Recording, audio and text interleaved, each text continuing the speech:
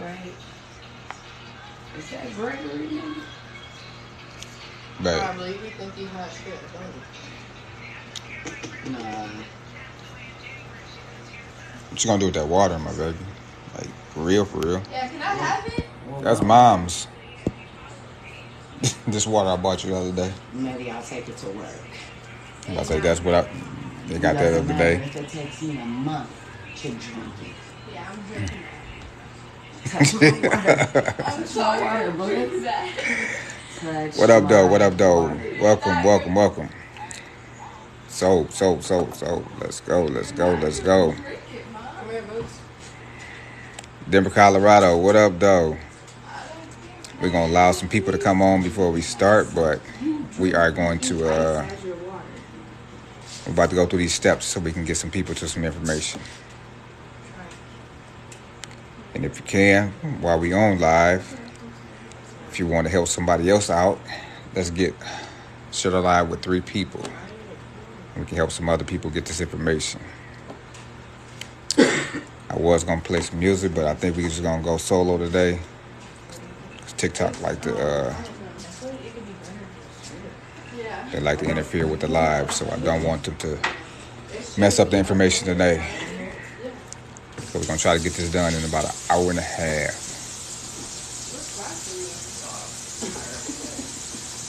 But how's everybody doing? Hopefully y'all ready. Y'all got your questions that y'all wanted to ask. If anybody was on here from earlier, I told people if you had some questions, make sure you get them ready so you can understand what we are doing tonight.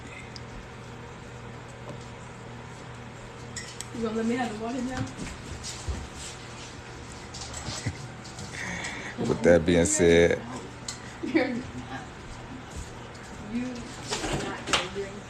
Black Rose Poetry, I appreciate you sharing the live. Appreciate you sharing the live tonight. Me not having my music, this don't feel right.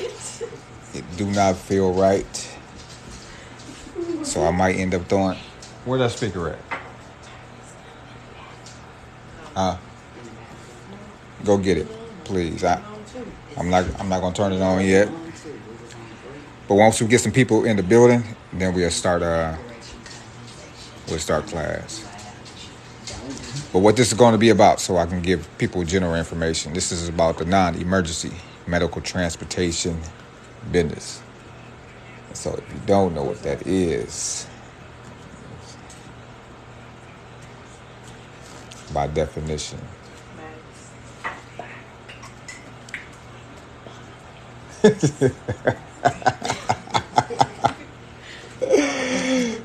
wifey in this thing talking. Yeah. So the non-emergency medical transportation business is, the way they defined it is, providers and authorizing parties. The Medicaid NMT benefit is covered by Medicaid, M-Child, and Health. Well, that's just in Michigan. Non-emergency medical transportation is an important benefit for people who need assistance getting to and from medical appointments. This is what I was trying to explain to everybody earlier. How am I doing today? I'm doing good, Devin. What up, though? Yeah, I am doing good. How's everybody else doing out there? Hopefully everybody else is doing good. Hopefully y'all can see that. Basically that definition. Because to generally give you a general idea, you picking up patients from their home, you're taking them from their home to their doctor's appointment. Then you're picking them up from their doctor's appointment and then taking them back to the home. And in return, when you register with Medicaid and register with insurance agencies such as Blue Cross or Aetna and all those insurance companies, they pay you basically like a flat rate and, mileage and all that stuff. And we can go over that later, but that's a general idea how long it, that's what the business is about. How long does it take the process for you to start earning some money? So the process from start to finish now, because of what they call COVID, so they're going to throw that in there to make it a longer process. I would say 30 to 45 days. Okay, thank you, baby. So I say 30 to 45 days. But usually the application, the provider enrollment application, which is one of the steps we're going to go over tonight, the provider enrollment application would take about 2 to 4 weeks. And then you have to file a regular, like an application fee, which takes about 2 weeks. Okay, so the process to start earning money. But once you get your first initial contract or patient, and you do your first initial trip, it takes 30 days to process. So just think of it as, you know how if you get in a car accident and you file an insurance claim, and the insurance claim had to do all their little paperwork and everything to pay you out your claim, it's the same process. It takes around 3 to 4 weeks for that process to go. And it is a general rule in this business, it's 30 days to get your first payment. But after that first payment goes through, you're off and running. Everything else is going to fall into place. You have to show proof of vaccination. No, you do not. No, that in this particular business, no, you do not. It's not required to have the jab. So you don't have to have the jab in this particular industry, which is good. So the answer is correct. That question, no, you do not.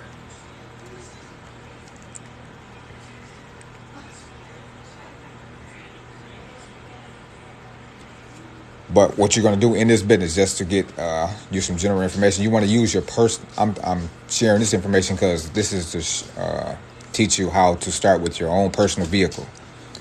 So if you're using your own personal vehicle, meaning that you don't have to go get finance, you already have the vehicle, and if it's in good working condition and it can pass state inspection, again, it has to pass state inspection, then you can monetize off of using your personal vehicle to become a non-emergency medical transportation provider. Yep, you're more than welcome. You're more than welcome.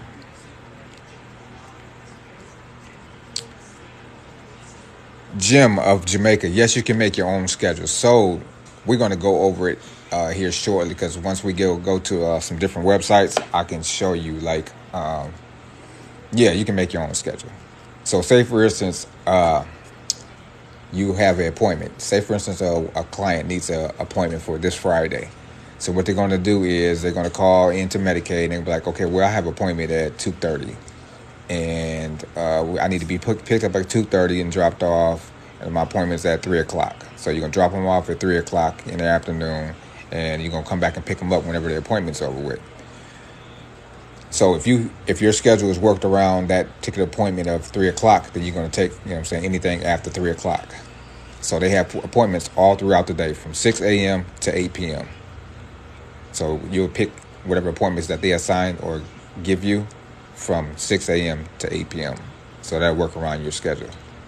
Hopefully that answered your question. You say I have an out-of-state plate on my car, but I am NYC. That really doesn't matter. That really don't matter. Doris, what up, though? What up, though, Doris? How you doing? Johnny, what up, though? But Schmode 8, that really don't matter. As long as you have insurance on that vehicle and you have the proper, documentation as far as like if they require you to have a CDL or anything like that, then you're good. So having an out-of-state plate on your car really, I'm pretty sure that doesn't matter. I have my MPI, LLC. Woo-wee. Bartier, you in there like swimwear, my baby, because you say you have basically all the steps that not all the steps, but you have the steps that we already were talking about. So if you have your MPI number, you have your LLC and EIN number already. So now you would need to do is fill out your provider enrollment application. So that will be on your state's website. And that particular application or form is free. So you're going to fill out your provider enrollment application. Are you required to stay outside waiting for the patients? Jim of Jamaica. No, you're not. So it all depends on the appointment. So you might have a person might have an appointment for only 30 minutes. So it wouldn't make no sense for you to leave if it's only a 30-minute appointment. But if it's more like an hour and a half and you have like 2 appointments in that same area, you can go knock out that other appointment and come back and pick that patient up and then go take the other patient. So no, you don't have to stay there. Jamaica. I appreciate that, but no worries. With so many people doing this in one area where you get a lot of business, absolutely, because there's more patients than there are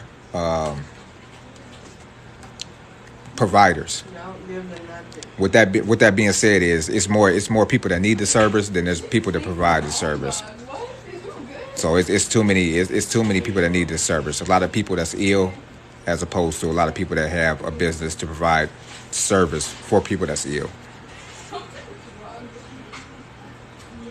Is the application fee free for Georgia? No, it is not. The provider application is free, but the application fee to start the business is not free.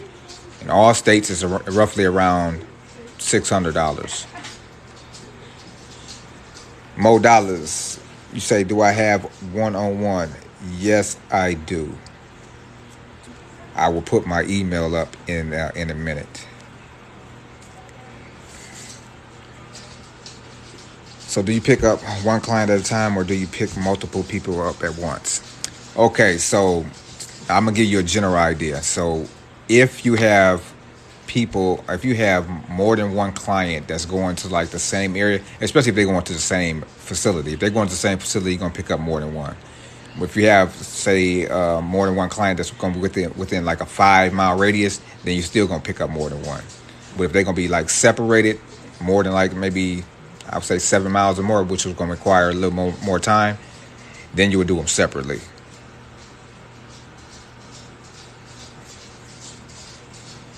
Can you do it across different states? No, you can't do it state to state, no. So if you're registered in the state of Virginia, for instance, you only can do it in Virginia. Baltimore, Maryland, what up, though? Baltimore, Maryland, does this cost? Yes, all business costs. So if you're a real estate agent, you'll have to pay the application fee to become a real estate agent. So if you could become a transportation provider, you have to pay the application fee for the transportation provider.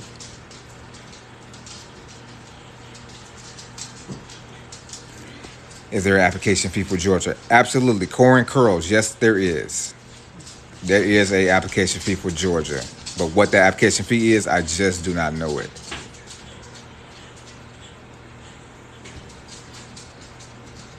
I appreciate you sharing the live. The Last Dragon 91, I appreciate you sharing the live.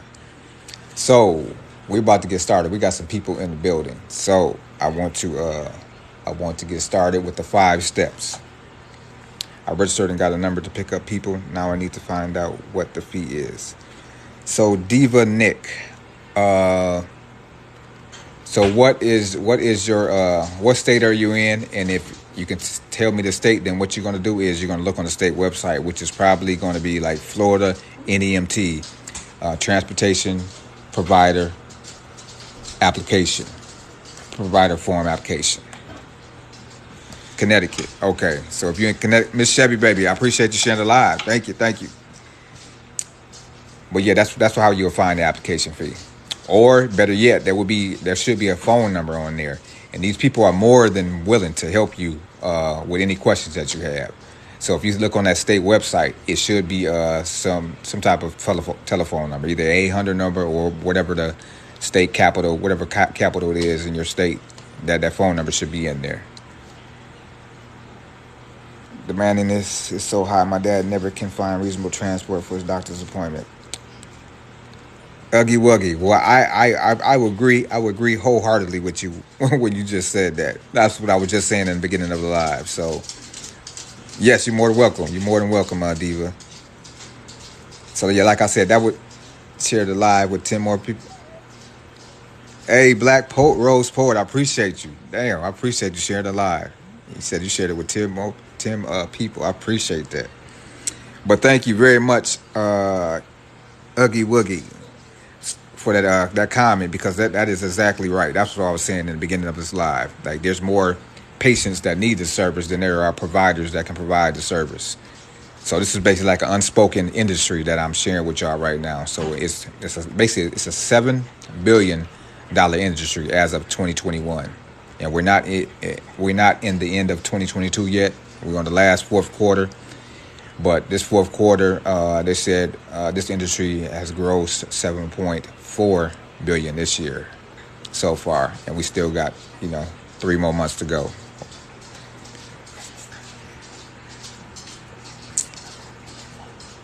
Okay, so let's get started. So, if you know what this particular industry is, how I explained it before, this is a non-emergency medical transportation business. Meaning, if you just got into the building, that means that you are transporting a patient from their home. You're taking them to a medical facility to their appointment, and in return, you're going to pick their particular patient up from that medical facility, and you're going to drop them back off back home. You might be wondering how do they call you for the appointments? Well, they don't call you directly. In some cases, they do call you directly, but in most cases, they do not call you directly. What they're going to do is they're going to call Medicaid. Medicaid is usually in all 50 states, and they have to call if they have that type of health insurance. Medicaid, is a health insurance, and so what they're going to do is going to call them like, "Hey, look, I need an appointment on Thursday. I need to be there at 1:30 p.m." And so what they're going to do is once they take that appointment, they're going to register in this database. And if you are within that like 25-mile radius, they will call you or other companies such as yours to ask you to take that appointment. And if you accept that appointment, that's your lead, or that's your contract. Same goes for like medical facility or health insurance companies like Aetna, Blue Cross, or whatever insurance company that is in your state that provides medical transportation. So once you register with those two entities, that would be how you get your appointments. But since you know what, hopefully everybody put a thumbs up if you understand what I mean by what you can get set up to accept Medicare or Medicaid. Yes, Medicaid. It's Medicaid. But I need put a thumbs up if you understand what the general idea what this business is about. So, like I said, you transport medical patients from their home to the medical facility, back from the medical facility back home. So I want you to understand that you can do this with your personal vehicle, because as long as it's a 4-door vehicle or a minivan or a Sprinter van, you can provide transportation services in your state. And this is how you're going to make money. Okay, all right, so everybody understand. That's good. So with that being said, since you understand what it is, step number 1, hopefully y'all screen recording or taking notes. So step number 1 to getting started in the non-emergency medical transportation business, it would be to get a MPI number. What an MPI number is called a National Provider Identifier Number. So this is a government issued number for providers that provide some type of service. And in your case, you're going to be a transportation provider. And if you're a transportation provider, you have to register your business with the federal government, cms.gov. That's the very, very first step that you need to do, is go to cms.gov, and you're going to get your National Provider Identifier application, where you're going to get the number, but you're going to fill out the application on this website. Diva, you said you got that already. All right, so you got step 1 already out the way. But everybody else, this is where you need to be at. So take a screenshot of this website, because this is where you need to be. And then you're going to fill out the application. Because what you'll be considered is a healthcare provider. Not really a healthcare provider, but you're providing transportation services for healthcare. So this is the reason why you have to have a MPI number. Because once you get to step number 3 or 4, then they're going to ask you, what is your MPI number? If you don't have your MPI number, your application will be rejected, denied. So this is the reason why I'm taking you here first, because this is step number 1 that you need to do to get started. And what this means is you are registered with the federal government to provide transportation services within your state. So whatever state you're in, whether it's Texas, whether it's California, Colorado, New Jersey, Virginia, you have to have your MPI number. And another thing, there's different codes for MPI for transportation. So once you go through the application, what you're going to do is you're going to pick.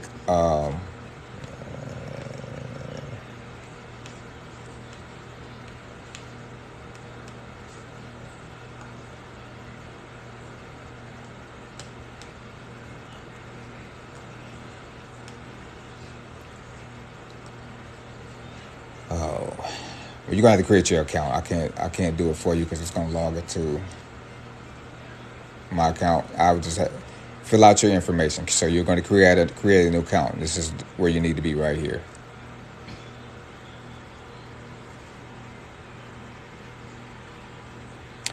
Yes, because you need a business bank account, because if you don't, they're not going to be able to pay you. So everybody's on this live probably right now because they want to make some money. And so they're not going to do business to person. They're going to do business to business, meaning that we only going to do business with a person that has a business. We're not going to do business with a person that has a personal bank account. So yes, you have to have a business bank account.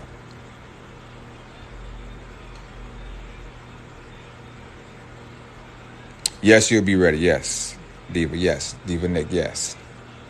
But everybody that's still on the live that haven't had the chance to get their MPI number, this is the website you need to be at. So cms.gov. This is for Medicaid and Medicare services. And like I said, the reason why they want you to have this number is it's basically like your Social Security number or your EIN number for the medical field. So they have their own separate, you might as well say, EIN number for the medical field, and it's this MPI number. Yes, the card can be on personal. Yes, it can.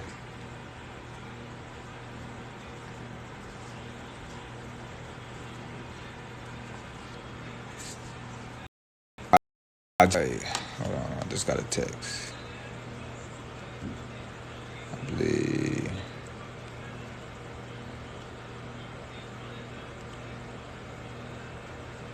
Ronell, so if you're on here, Ronell, let me know the ebook I have. I will double check because that link doesn't have.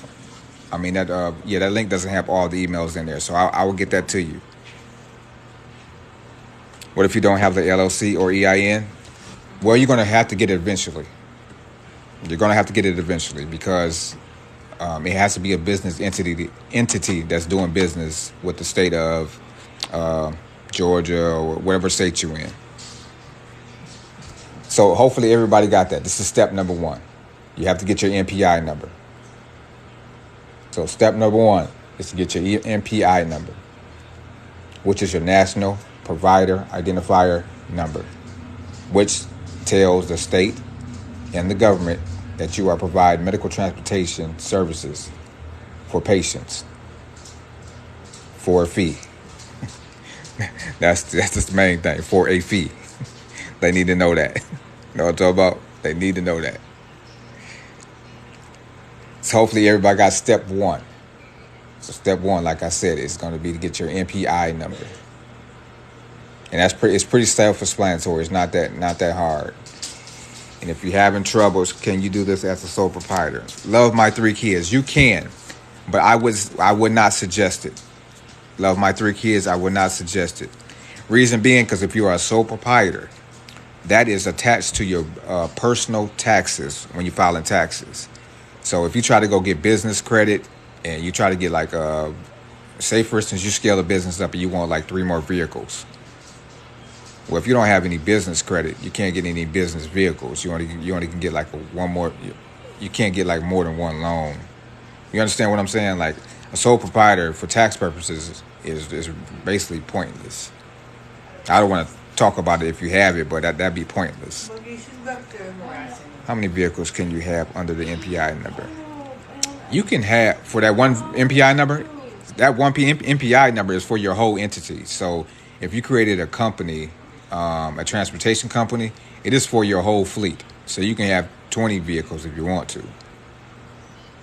Is that the same thing as a single member LLC? No, because a single member LLC is called a disregarded entity. And a sole proprietor is basically a DBA, a doing business as. So, no, it's not the same. Oh, how can I change that? Because I think they set me up as a sole proprietor. So you will have to go back up in the your state's website, wherever you had your sole proprietor created, and you will have to file the proper paperwork for that, because you have to have an articles or organization. If you don't have an articles or organization, then you most definitely have set it up, or whoever did it for you set it up incorrectly. Because I don't know why they even created that. I mean, yeah, that it doesn't make sense to have a sole proprietor. That's just basically like I mean, it's cool, but if you think about it, you're self-employed. Even though you're gonna be self-employed as a LLC owner, but you have more tax advantages and you have more access to more funding. You said step 2. Yeah, let's get to step 2. So MPI. Everybody has that MPI, hopefully. So that's step 1. Step 1 is to get your MPI number. Step 2. Step 2 may not be required in your state. I'm going to say this again. Step number 2 may not be required in your state. Will this work for a non-emergency transportation business? Yeah, this is what we're talking about right now. TikTok, Greg. We're talking about a non-emergency transportation business, yes. So, step number 2, it might not be required in your state. It might not be required in your state. But I, personally, since you're watching my live, I'm not going to tell you not do it. Reason being is, if you have a family member that do not or has a illness, maybe, say for instance, they have seizures a lot, and they go into their doctor for, their epilepsy, right? And they have a episode inside the vehicle, and that particular driver that you hired does not have any type of CPR certification. They cannot assist your family member, and something tragic happens where they end up in the hospital in a coma or something like that. When it all can be prevented, because that particular driver could have took I was on live earlier today, and somebody said they did this class in 3 hours. So what it is called an Emergency Medical Responder Certificate. It's basically a CPR class that you can get from Red Cross. So step number 2 is get your EMR certificate from Red Cross or any organizations that provides that service. Diva Nola, you just need the CPR certification.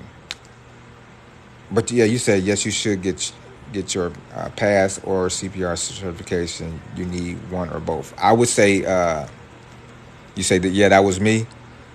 It's only LA. It's only La. Wow.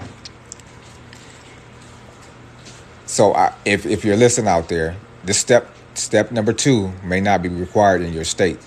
At like I said, I strongly recommend it, because I wouldn't want my family members driving in a vehicle where the particular driver doesn't have this type of, at least the basic knowledge to facilitate this service to my family member.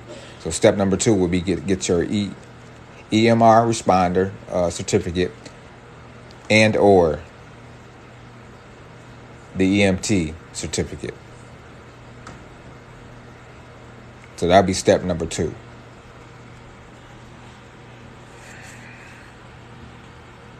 Oh, you say here in Texas, you need both? Okay. I hear what you're saying. Okay. So that, I'm gonna say that's good. That's a good thing, because you know that your patients that you are transporting, that you have that are in your care under your business name, that you know that they're in good hands. So that's good that Texas does it. A lot of people might not want, to go through those extra hoops, but you got to look at it on the flip side about, somebody on the other end that could be potentially your family member that's in one of these vehicles. So I say this is step number 2, but like I said, in some states it's not required. So, you take it how you want to, as far as when you're hiring your employees. So hopefully everybody got step number 2. So it's not too lengthy. It's basically the CPR certification. So have your drivers get CPR certified, or even you, if you're driving, get CPR certified so you can help somebody just in case, in the event that something happens. So if y'all got that, give me a thumbs up real quick so we can go to step number 3. Step number 3 is kind of lengthy, so I want to make sure that we the first two steps were easy. Instead, we didn't have to spend too much time on step number 1 or 2. Thank you, Black Gold Lock. Jim of Jamaica, appreciate that. Iman, okay, thank you. Ness, okay, thank you. Nessamia, okay, that's good. So step number 1 and 2. 1 was, thank you, Kenya. Step number 1 is your MPI number. Step number 2 is your EMR certificate. Single mother, Yolita, a whole vibe. No, you haven't missed everything. So step number 1, real quick, a whole vibe. I'm going to go through step number 1 real quick, is to get your MPI number from cms.gov. So screenshot this real quick and give me a thumbs up once you see it, please, so I know you got it. And you're going to get your national provider identifier number. That alerts not alerts, but that informs the federal government as well as the state that you're doing business in, that you're about to become a medical transportation provider. And you can't move on without getting this number. So you have to have this number. This is like your business social security number for the transportation business, for the non-emergency medical transportation business. So you have to get your MPI number. So if you got that, step number 2 will be to get certified with your CPR certificate. It might not be required in your state. I'm going to say that again. It might not be required in your state to get it. But if you just came in, like I said, I wouldn't want nobody driving my auntie, my uncle, my cousin to a medical appointment if they don't have that certification, just in case in the event that something happens. Like my mother-in-law, she has epileptic seizures. So if she had this type of service and somebody couldn't help her, so I'll feel some type of way. So I wouldn't hire a driver without having them, take this particular certification. And sometimes it's free. Just beware that the MPI site states that you should no longer consider your computer to be private. Okay, I appreciate that. A whole vibe. You say you had a CPR certification, so you got step 2 done. So now you can just go get step number 1, which is the MPI number. Oh, here we go. MPI number. So cms.gov. And so now that everybody has step 2, I believe everybody gave me the thumbs up on that step 2, right? So we can go to step 3.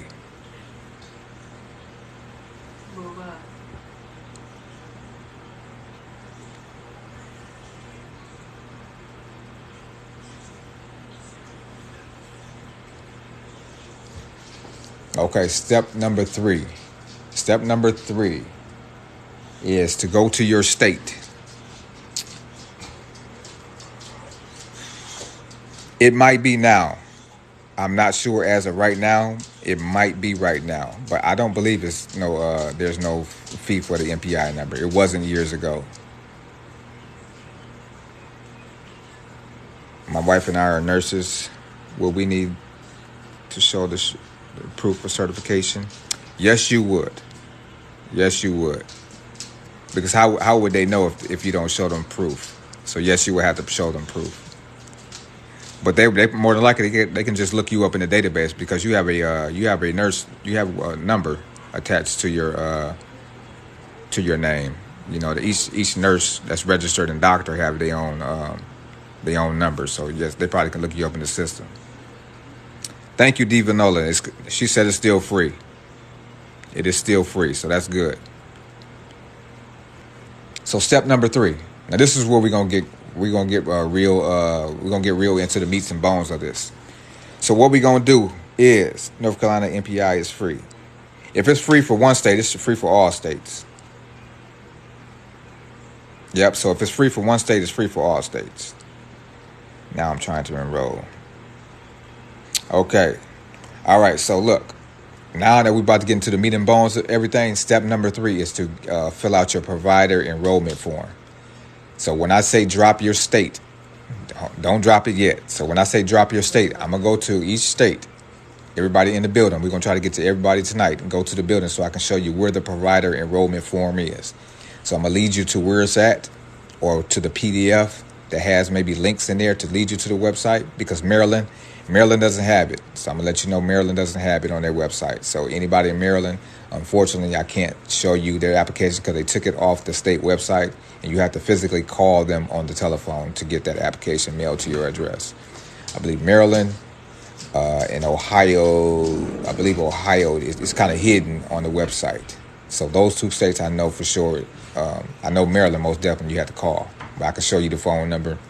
But in Ohio is kind of hard. So if anybody from Ohio, be easy, because I don't know exactly where it is, because they move stuff around on that website.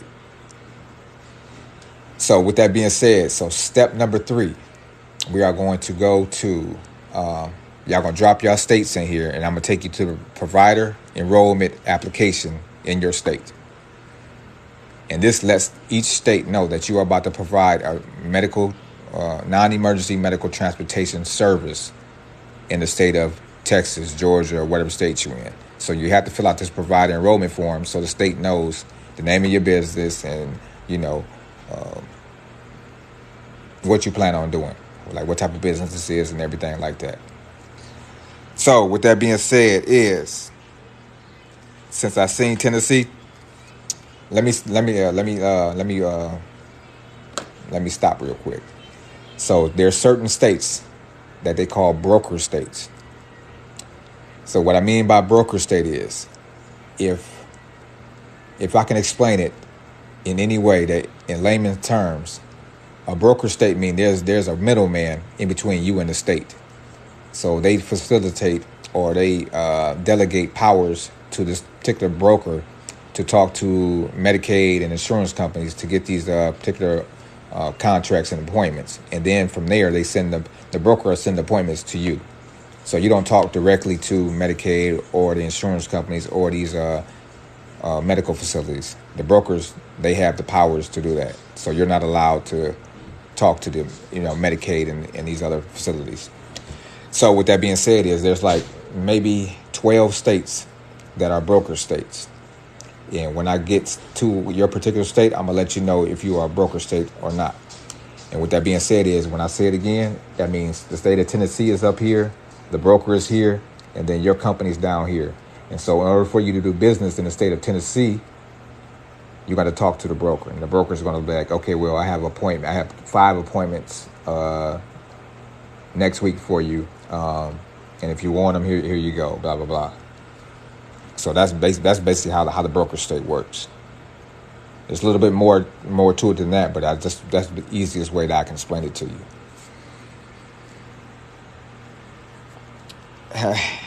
Have to go through broker like trucking dispatcher. Yes. So TikTok grid, something sort of like that. Yeah. So with that being said if you are a broker state, what you're going to do is, once you register with Medicaid and insurance companies that provide this service, then if, say, for instance, you're in San Antonio, Texas, and within like a 10-mile radius of a medical facility, they're going to reach out to you because you're closest to this facility, and they're going to see if you want to take this appointment.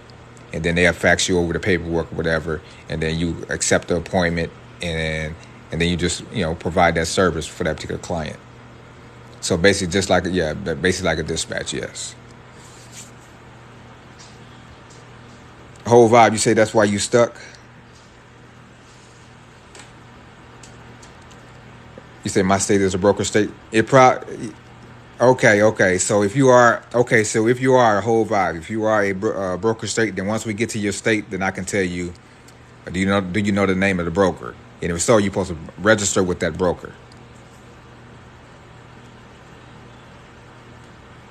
Okay, I got you.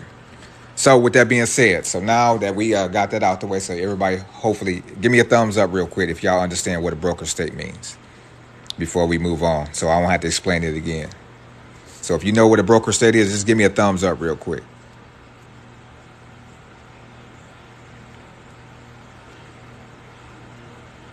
Yeah, brokers have the game on lock because the state allows them to get it on lock. That's why. Should I do the LLC first? Then, yeah, I would personally. Yes, I would. New York State is a broker state. Mass is the broker.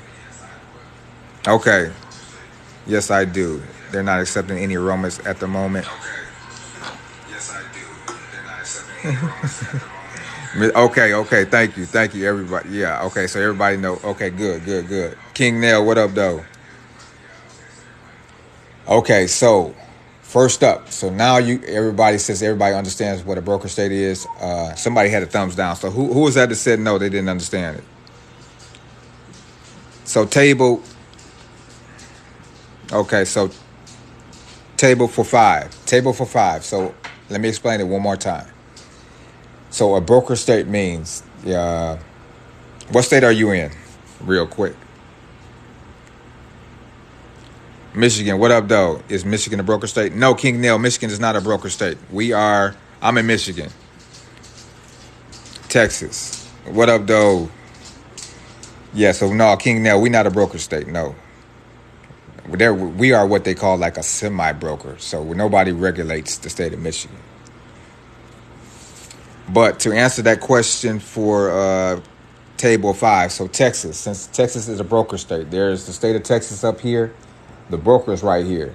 So the state of Texas told the brokers, basically, I want you to facilitate all the transactions that go through Medicaid, go through the insurance companies and these medical facilities. And when these companies, these startup companies that provide medical transportation, when they want to do business and get contracts, where they have to call you or you have to call them and let them know that you have appointments. And so in order for you to get these appointments and things, you're going to talk to that broker. So that's basically the easiest way to explain that. So in order for you to do business, you're going to end up talking to that broker, which is the middleman. So hopefully you understand that. Okay, you say you got it? Okay. All right, so with that being said, since you have that, I'm going to go to start dropping your states, and I'm just going to start picking the first one I see. I went through Southeast Trans. Southeast Trans is that is a good one, though. Are any vehicle requirements? Yes, there's a lot of Michigan. Okay, that's the first one I seen. Or Louisiana. Louisiana, you have one of the best websites. So first we're gonna do Louisiana, and then we're gonna do Michigan. So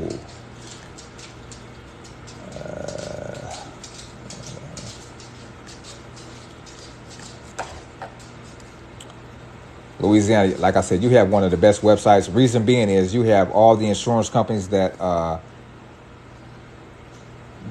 use the transportation services, and they have all the brokers that are within your state, and they tell you all that information on the website. So with that being said, I'm going to go to Louisiana, and you are a broker state. Hopefully you remembered what I said about the broker state. So medical transportation provider resources, non-emergency medical transportation. These are the healthcare providers, which are the companies that they use for insurance purposes. So these are the companies that you will get your leads from. And this particular column right here has all the brokers within the state of Louisiana. And then what they do is even better is if you have any questions, there's an 800 number that you can call if you have any questions about how to get started. Like, they will walk you through it. So Meditrans, I believe this is their phone number. Here's an email. Here's a phone number, email. Phone number, email. So this is why I say Louisiana, y'all got one of the best websites, because y'all put all your information right on Front Street. So these are all the insurance companies that provide medical transportation for these clients. These are all the insurance companies. These are all the brokers that are within the state of Louisiana.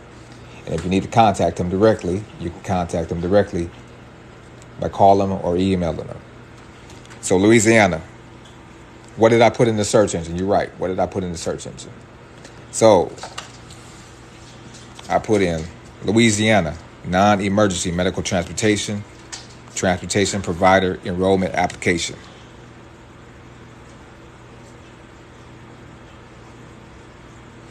You say they make you work down in Texas? Yes, they do. Yes, they do. I heard that several times. But Louisiana, hopefully you screenshot this.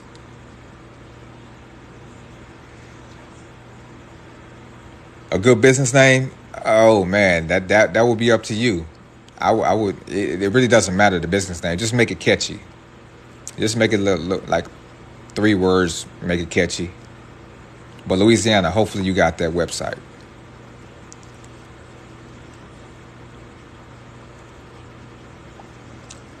Here's the contact. Here's the person that you need to contact if you are having issues.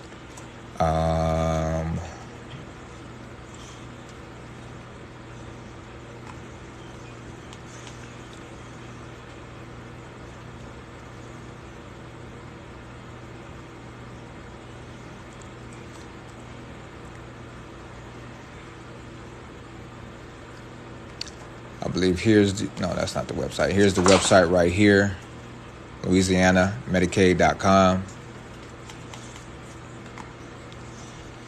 And these are all the necessary people that you need to talk to. A cutie for you. What up, though?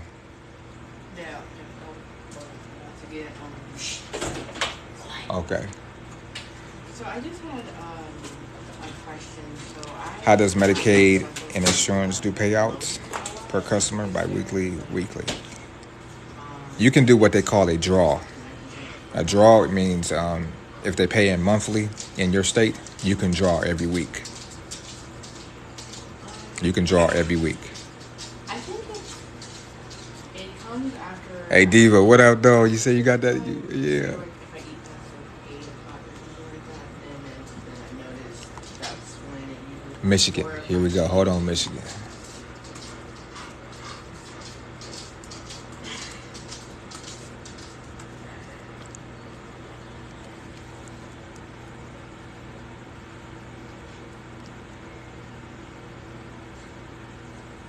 Illinois, I got you. Just one moment.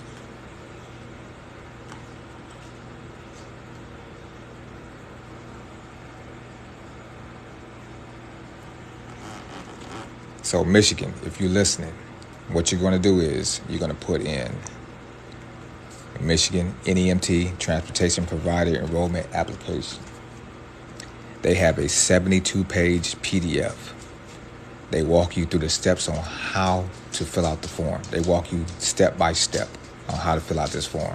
You probably don't need me after this, because when I say they walk you through everything, they walk you through everything. It's a 72-page PDF.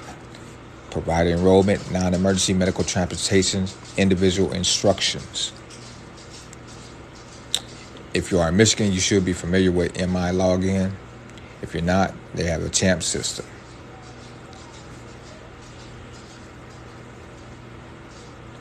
So what you're going to do is you're going to scroll down. You're going to create your username, password, login, sign up. You're going to fill in your name, all this pertinent information. You agree to the terms, you can click next.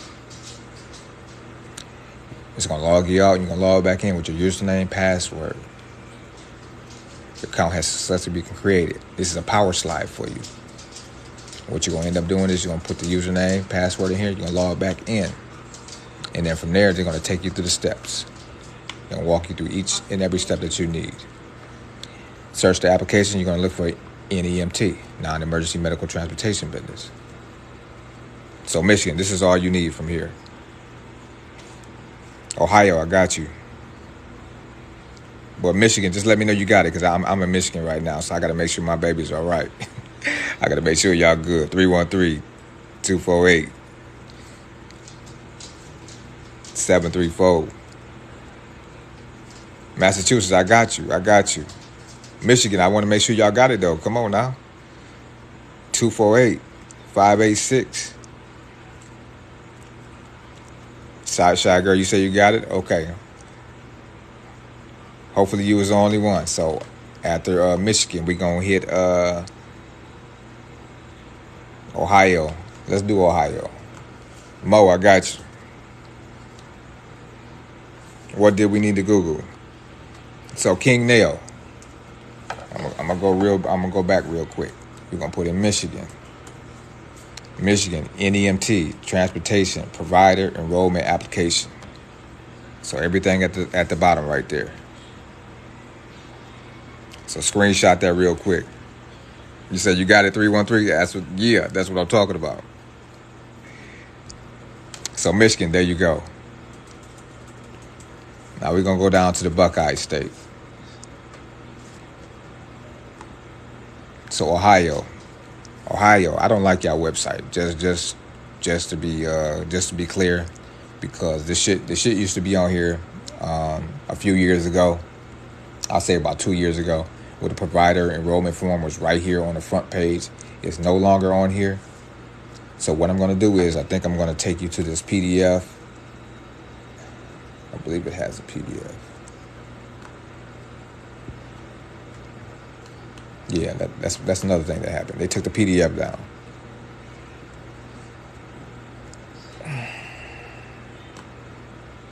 So Ohio. Hopefully when you came in, if you were in here in the beginning, they were talking about an NPI number. This is what I was talking about, National Provider Identifier Number. So if you don't have it, they're going to ask you for it. So that's why I was telling everybody that's step number 1, to get your NPI number. Step number 2 was to get that ERM number. Step number 3 is where we at right now. You want to do your provider enrollment.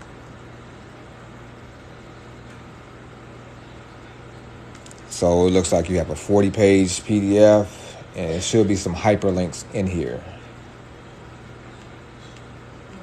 So download this PDF, because somewhere in this PDF there's a hyperlink that takes you to the provider enrollment application.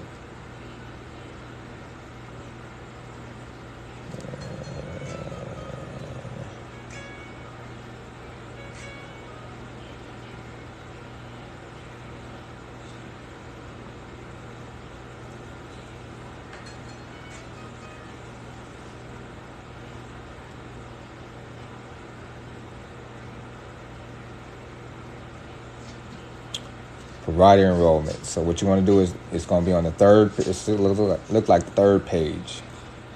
So this is initial, recertification, renewal. This is all in one link right here.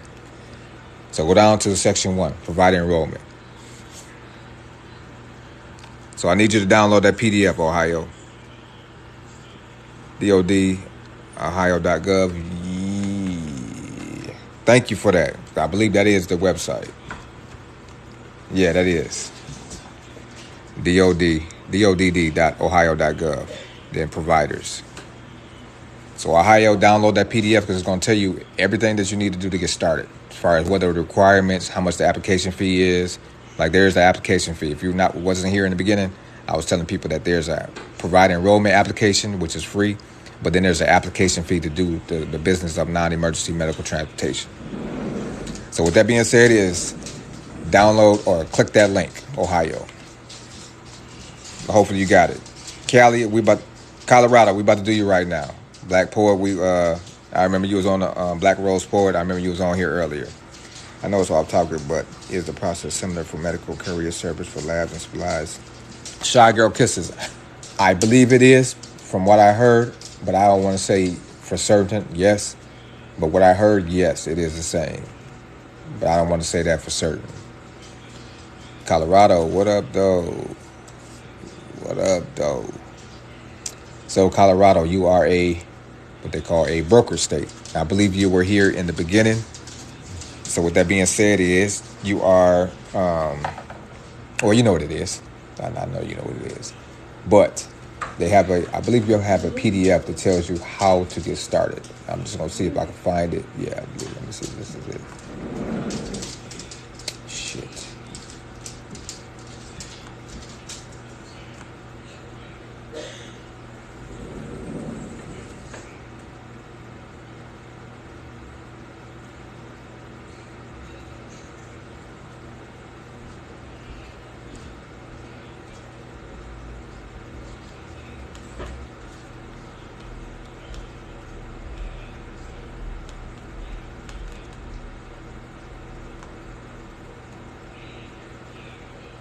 Okay, so Colorado. So here's the PDF, and it has the application in it.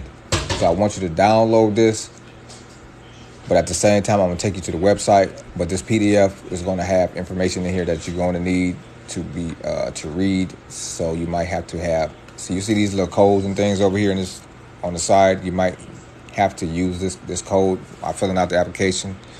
So that's why I strongly tell people to download the PDF if they have one available in your state, because it tells you vital information that you're going to need when filling out the application. So see right here, see the code for non-emergency transportation is TC.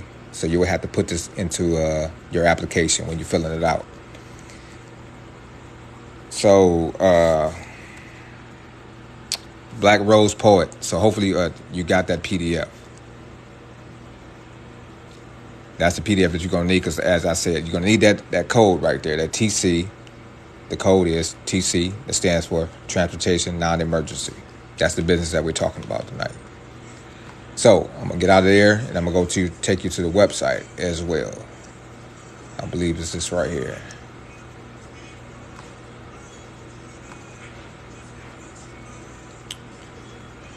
What you're going to do is you're going to go over for our providers, I believe.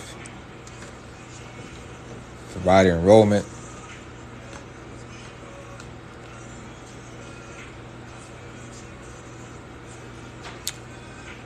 So completed your application. Click here for the next steps. So Colorado. Okay, here you go.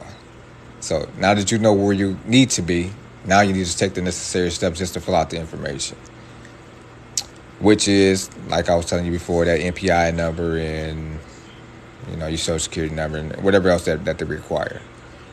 Some states ask you for a Medicare number, but right now they don't ask. It's not it might not be required in your state. Tax identification number, which would be probably your EIN number, or your EIN number. So there you go, Colorado. So download that PDF though. Most definitely, because that's going to be some information that you got to have out of that PDF. Cali. Yeah, I'm going to do Georgia. So Bree J, I will get to Colorado. Yes, I'll do Mississippi. But Cali, what up, though? South Central, what up, though?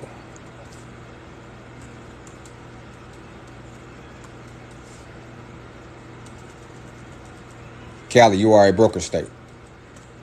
So if you don't know, a broker state is basically they're the middleman between Colorado and your company. In order for you to do business in the state of California, they're going to ask you, or they're not going to ask you nothing. They're going to tell you you're going to have to go through the broker to get your contracts, because they're going to talk to Medicaid. They're going to talk to insurance companies. They're going to talk to medical facilities. They're going to do basically all the work for you, but they're going to get their fee. That's what they're in business for, to get that money. So Cali, like I said, you are a broker state. So this is the website. Hold on, let me back up. How I got here is I put in California, NEMT, Transportation Provider Enrollment Application.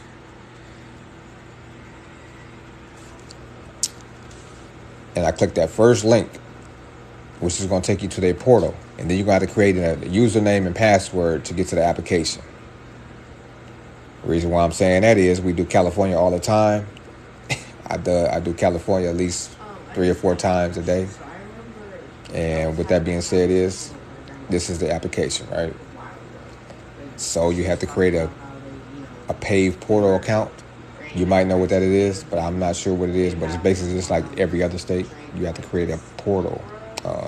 You have to create a username and password to access certain applications and things on their website. So what you're going to have to do is create your username and things. So that's the website. And then they have I believe they have a PDF.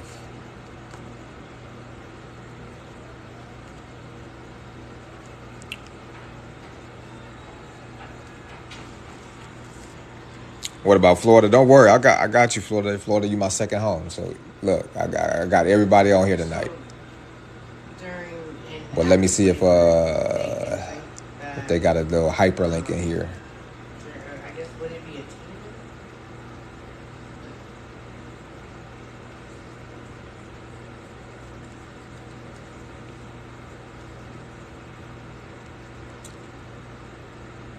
Okay, so Cali, Medicaid transportation provider application. So if I was you, you can do it online, but I would, download this as well so I can have it on my phone or I can read it physically by printing it off, so you know exactly what they are looking for. So these are the things that they're looking for. You are a new provider. You got to have your tax. They want you to have your tax ID number already. So basically, what they're trying to tell you is you got to start your business before you even fill out this application. So you got to get your EIN number from the IRS. So once you fill out this application, you can provide that for them. But download this application because it's going to tell you everything that you need. You're going to type of transportation. You're going to be non-emergency, non-medical, non-emergency. You're going to fill out the information that pertains to you. And see, when I was talking about this earlier, I was talking about the NPI number. This is where it's going to go right here. So Cali, there you go. Can you register in multiple states? Yes, you can. You can have as many businesses as you want. Reason being is because you can have a franchise. Case in point, there's I forgot the name of that damn franchise. I believe it's called I can't think of the name of that company, but there's a company that has a transportation business in Michigan, Ohio, and Indiana. So the states that's like the Midwest, they have multiple locations in different states. So Michigan, Ohio, and Indiana. So yes, you can have it in multiple locations. Yes. For your other classes, do you have Rhonda, yes, you exactly right. Yeah, there's more than enough money out here for everybody. Well, I guess what we're talking You're more than welcome, Tiny Tava. But okay, thank you, bro. How do I cash app you? Cash app you this dub. Hey, Barty, yeah, 916. But I appreciate you being here, my baby. Florida, I told you yes, it's my second home. So let me get to Florida. Cali, hopefully you got that. Hopefully you screenshotted that and download that application. But I told y'all we was gonna get in here saucy tonight. So hopefully y'all learning some information.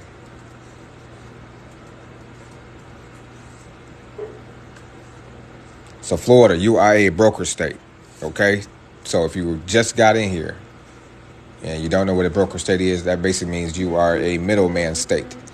So that means the state of Florida said, okay, well, look, we're going to tell this broker that I need you to handle all the contracts with Medicaid, medical facilities, and insurance companies in order to get these contracts to people and provide this medical service to these patients. And so when these companies register in the state of Florida, we're going to want you to send out these appointments. So with that being said, there's 3 brokers in the state of Florida: Access to Care, MTM, and I believe Logistic Care. And so what you're going to have to do is what we're going to do is we're going to go to the website right now. I know. Like, she's straight up turned up. So, hold on, let me back up. Florida, my second home. Florida NEMT, Transportation Provider Enrollment Application. Okay? That's what you want to put in the search engine, right? And the second thing you want to do is you want to click on this website right here. And then you want to scroll down to the first website. You can go to either one you want to, but I'm going to go to Access to Care. And when you get to Access to Care, you are going to become a transportation provider. This is what we're on the slide for right now. You're going to take it all the way down till you see apply here to become part of our network. That means they want you to partner with them.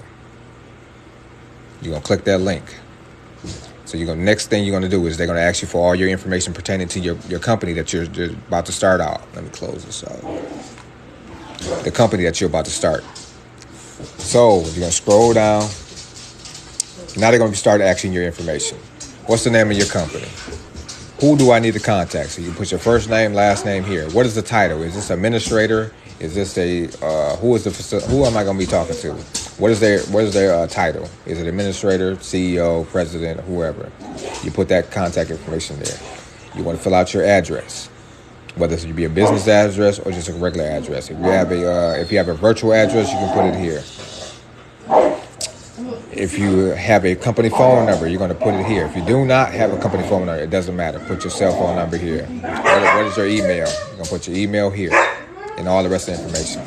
Who owns the company? You're going to fill out that, whoever owns the company, right? And then what we want to do is we're going to go down to the real meats and bones of this website, of this application.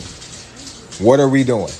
You either have a sedan, which is a four-door vehicle, a van, or maybe a what they call a Sprinter van. So you're gonna click that box. They're gonna ask you all the information about that van. You're gonna put it here. If you have a minivan with a wheelchair, you're gonna put it here, and you're just gonna fill out the rest of the information. Remember, I was talking about that MPI number. Your MPI number is gonna have to go here. That's why I said that'd be the first step. Because they're gonna ask you for that. This is your EIN number. Whatever the government gave you, whatever number they gave you when you started this business. Your federal tax identification number. All right, Florida. So Florida, that's what you need to do to fill out that application. So I'm gonna back up real quick. And this is the name of the website. ctd.fdot. Yeah, y'all see we turned up in here tonight. We got dogs running around here. We got kids turning up. Virginia. Okay, I got y'all. So Florida, hopefully you got it because I'm about to move on. I see Alabama, so I'm about to hit Alabama.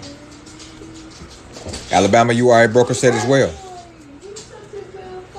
Alabama, you are a broker state. With that being said if you heard of me before, then you know you basically going to get your information from the broker, like your contracts and things like that. But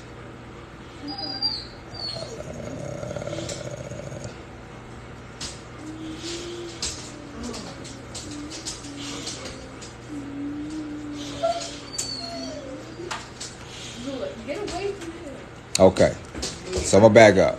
Alabama.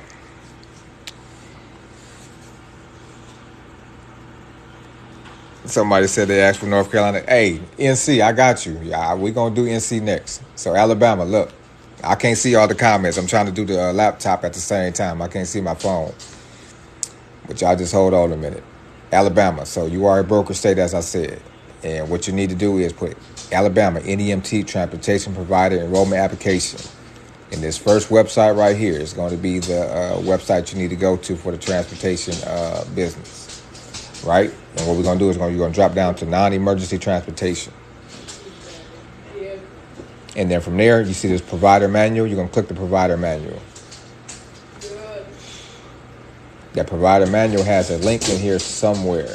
Oh yeah, you have to go through the website. So Alabama, there you go. This is the website you need to be at.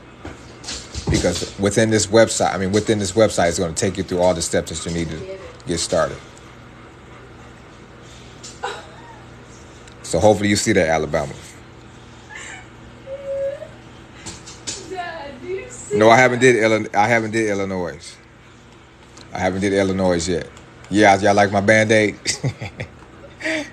You say you like the Band-Aid. But Alabama, transportation services. We're going to scroll down to non-emergency transportation. How I got to this website is Alabama, NEMT, Transportation Provider Enrollment Application. You say, okay, all right. North Carolina, where you at? You still up in this thing? Hopefully I ain't ruffle your feathers. Hopefully you still in the building. Well, North Carolina, you are a broker state as well. And what you're going to do is you're going to go to NC Tracks. I don't know if you know what NC Tracks is. It's the name of their website, the state's website, where they do all their, I guess, business transactions, or how do you get registered within the state of North Carolina.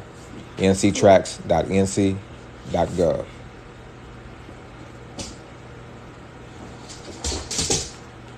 NC Medicaid, non-emergency medical transportation. It'll be the first link that you see.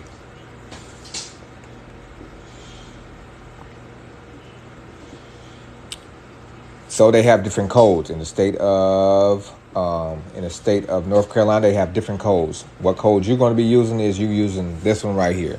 Private vehicle, non-emergency medical transport. This is the code that you're going to use when you're filling out the application. So all of it starts on this first website. Here's the provider enrollment page right here. It's going to take you straight to where you need to go, but you're going to have to remember what's the code.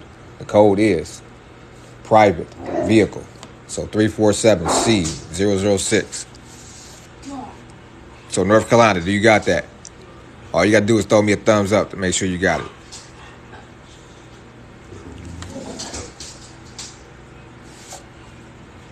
North Carolina, where you at?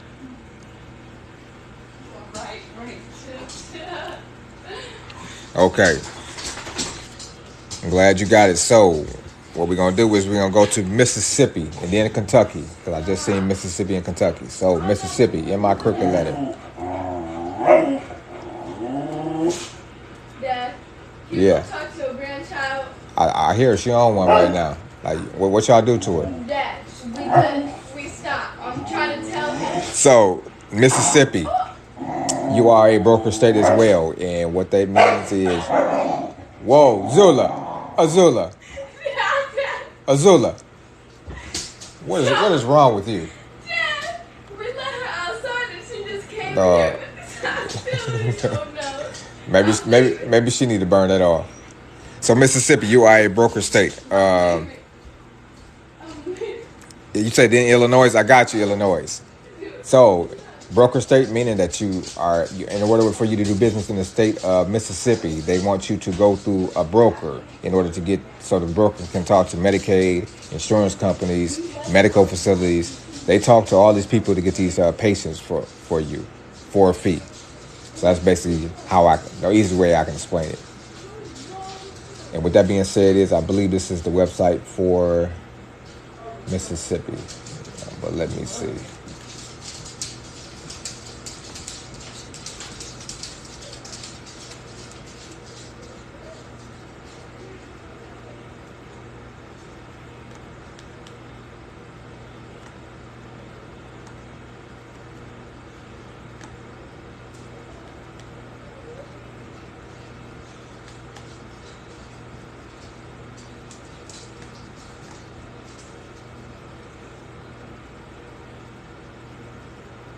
Hold on, Mississippi. I'm trying to find the right, correct information before I send you to a website.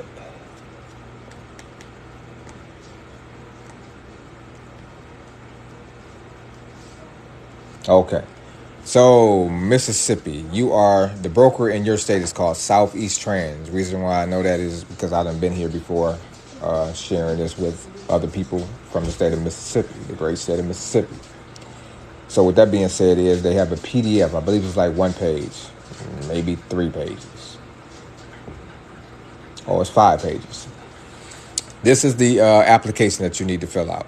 So I believe they do not have an online website. They're taking it off their website, and they want you to physically mail this particular application in there. Texas is a broker state. Yes, it is. And we're about to get to Texas real soon. So bear with me. But Mississippi, here's the application. You're going to have to download it and print it off and send it in. But how I got there is I put in Mississippi NEMT, Transportation Provider Enrollment Application. And then what I did was I went down to the bottom of the page. It was the 1, 2, 3, 4. It's the 5th link from the top. I went to Southeast Trans, which is the broker within your state. You have to fill out that, like I was telling you before, in order for you to do this business in the state of Mississippi, they're going to want you to broker or do business with the broker. And so you got to fill out your information on this application and mail it in. So hopefully you got that, Mississippi. Like I said, you also can go on here and read some information to if you need more help. And they have a 800 number. I believe they have an 800 number on here. So if you're having any troubles, anytime anybody on this live has trouble filling out this application, you also can call like your state, whatever your state capital is. They have some type of number that you can call to speak to somebody about any business venture that you plan on starting. So, Mississippi, there you go. Hopefully you got that.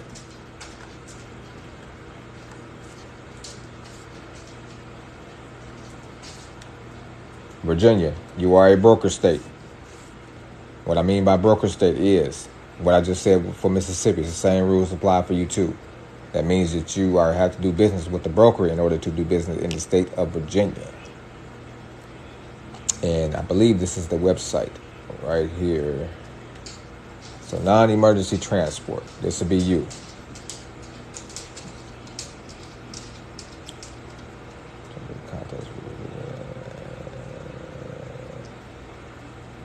How to become a NEMT provider.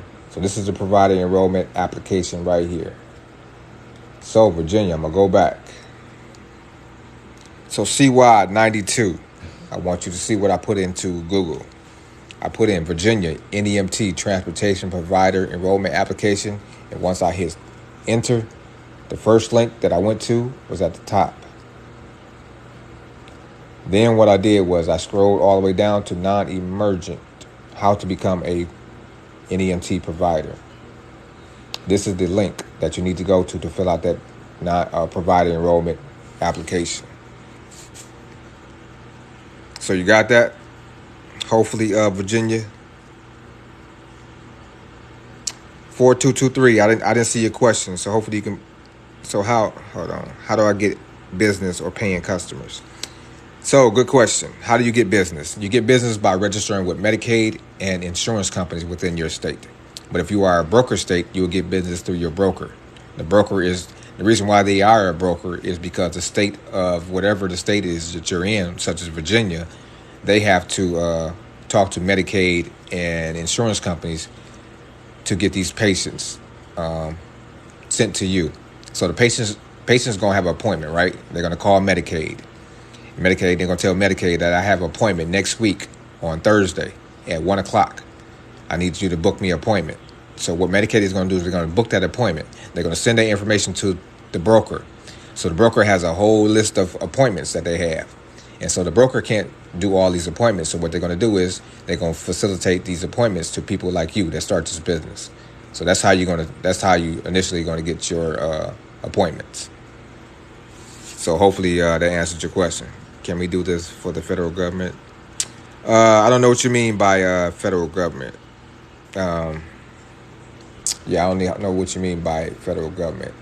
You're going to be working with Medicaid and insurance companies and medical facilities. Texas, yes, it is. Hold on, we're going to do Texas. Texas, they have a 29-page PDF for you. They have a 29-page PDF that you can download, and it's going to tell you the application fee, I believe. They're going to tell you what the requirements are, what type of vehicle is required to do this business.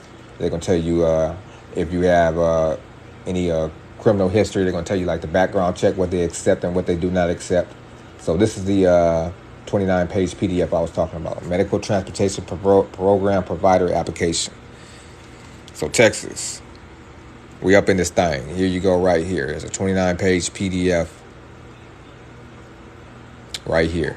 Medical Transportation Provider Enrollment Application on page 8. So how I got here is I put in Texas NEMT Transportation Provider.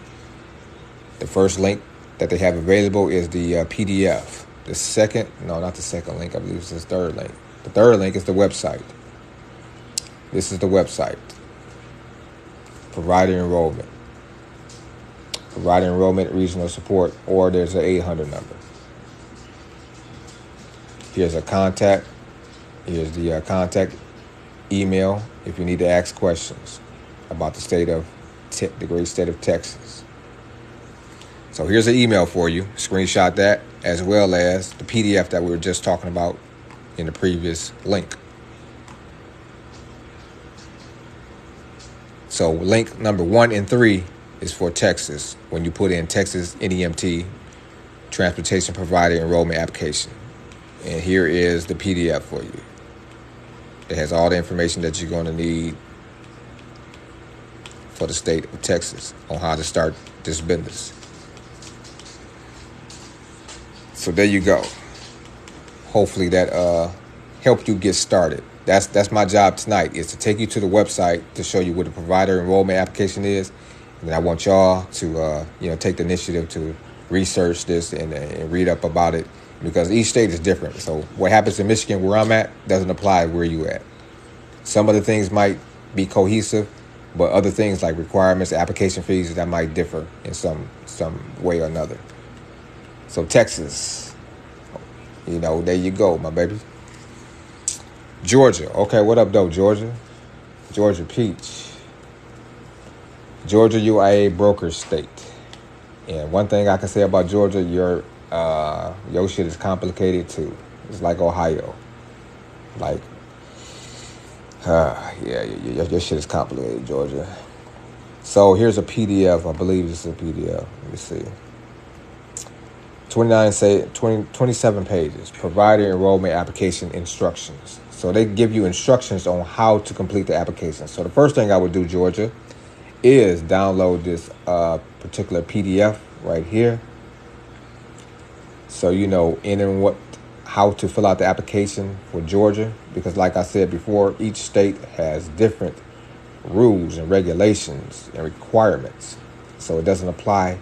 What applies in Michigan or Ohio doesn't apply in Georgia. They might keep some of the things, but it's not everything. Thoroughbred Peach, what up, though? What up, though? So, Georgia, that PDF is the third link from the top. And the website is, I believe this is it. Let me see. I just don't like y'all website. I remember that. I know I remember that vividly.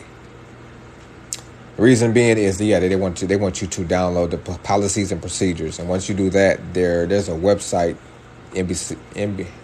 stuck in here somewhere. Provider enrollment.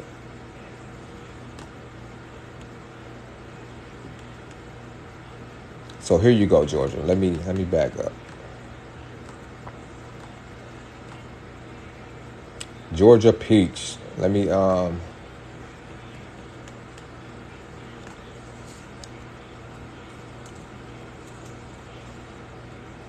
So what I did was I put Georgia, NEMT, Transportation Provider Enrollment Application. I'm going to do Oklahoma. I got you, Oklahoma. We're going to do you right after I do Georgia. So Georgia, what I did was I hit this first link, non-emergency, medical transportation. Wait, no, that wasn't the link, was it? Yeah, that's the link. And then what I did was I went to this hyperlink within this the policies and procedures portal. I clicked that link. Then I went to provider enrollment. Then I went to enrollment wizard, which means you're going to create a new application. Then I click the provider enrollment application. And then from there, you have to take it from here. You have to start a new application. So hopefully you got that, Georgia. Georgia, hopefully you got that. This is where you need to be. So screenshot this. Reese, we about to do you, Oklahoma. I got you, my baby. Let's go. Oklahoma.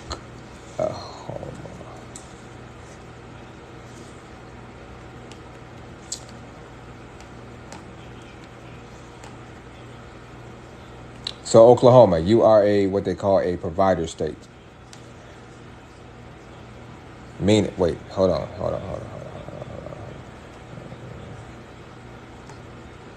Hold on one moment. Don't let me speak too fast. Hold on a minute. Non-emergency transportation requirements.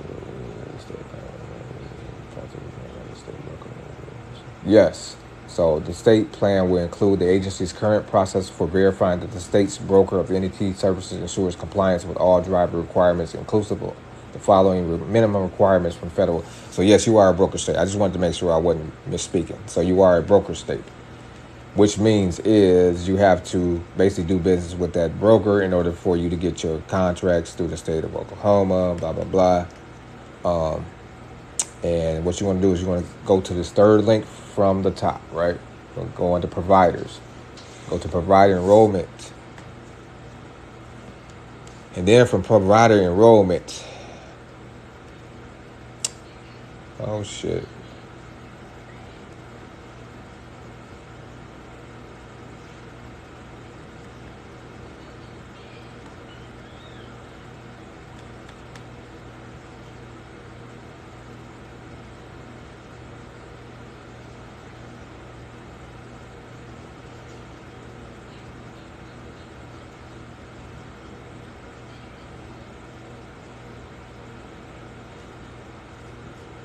Okay, this is not the right one. So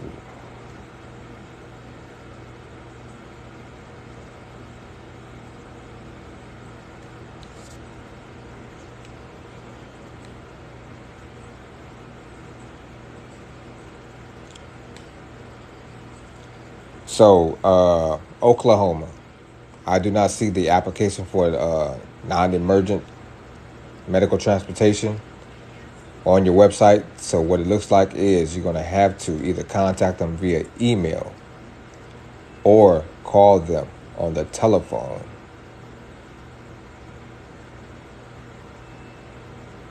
Or maybe we got what we need right here. You have to create an account. Yeah, you have to create an account.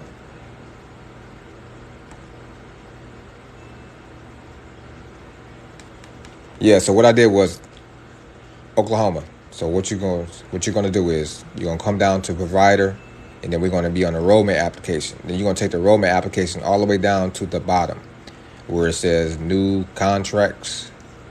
You're gonna click the new contracts, right? That's gonna take you to this portal. And from this portal you're gonna have to create you a new username and account. And then you're gonna have the application on this portal somewhere after you create your account. So Oklahoma, hopefully you are watching what I did in order for you to get this enrollment application, because it's not like most sites. Sometimes these links be hidden behind other links, and what it looks like it is that is hidden behind another link. And hopefully you're seeing that link that I was at in the beginning, which was, this is the website, oklahoma.gov. Hopefully you got that. You can see that. New York, okay, well, I got you. New York. Arizona, I got you. But Oklahoma, hopefully you just seen what I did. I'm about to close all these things out.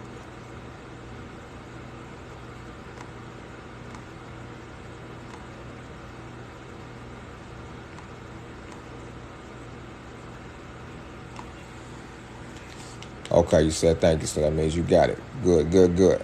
New York. Harlem. Where my cousin is at. Harlem, what up, though? Brooklyn, what up, though? Bronx, what up, though? Staten Island, what up, though?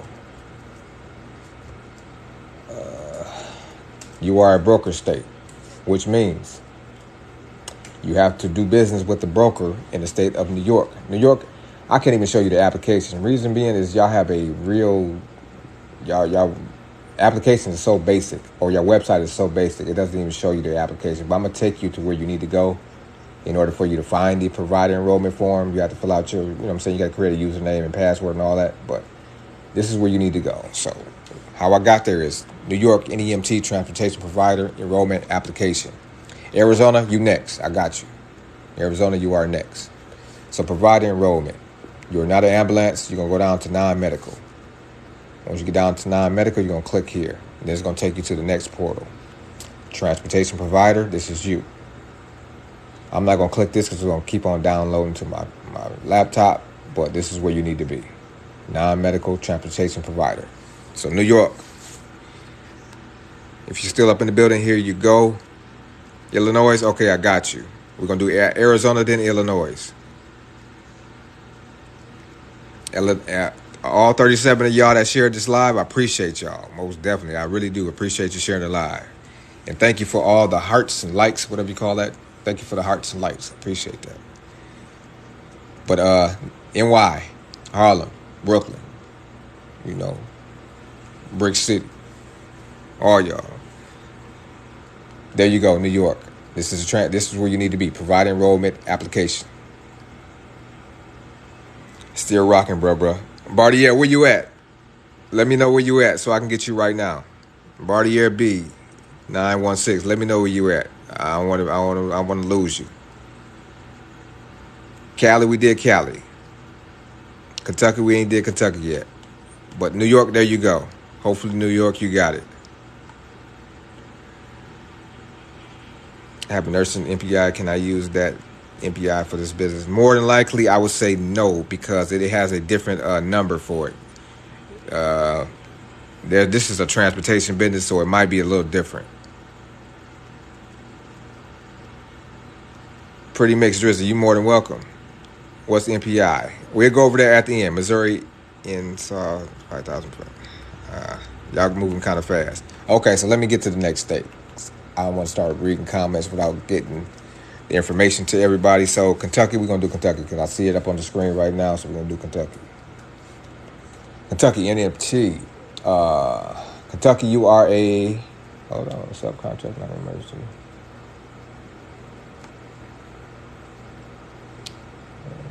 How to become a non-emergency transportation provider. Okay, so Kentucky, I'm about to bag up. Kentucky, it's going to tell you how to get started in the state of Texas not Texas, but Kentucky. The second link. So what you're going to do is you're going to put in Kentucky, NEMT, transportation provider, enrollment application, and they're going to tell you everything you need to do to get started in the state of Kentucky. With that being said this is the first thing they want you to do. First, legally establish a transportation company. So you have to have your company established before you even start it. Second, you must apply you have to have a certificate of, apply for your state motor carrier operating authority certificate. And then once you do that, do all those steps. These are the 4 recipients or services types of transportation. So you're going to be this one right here at the bottom, non-ambulatory.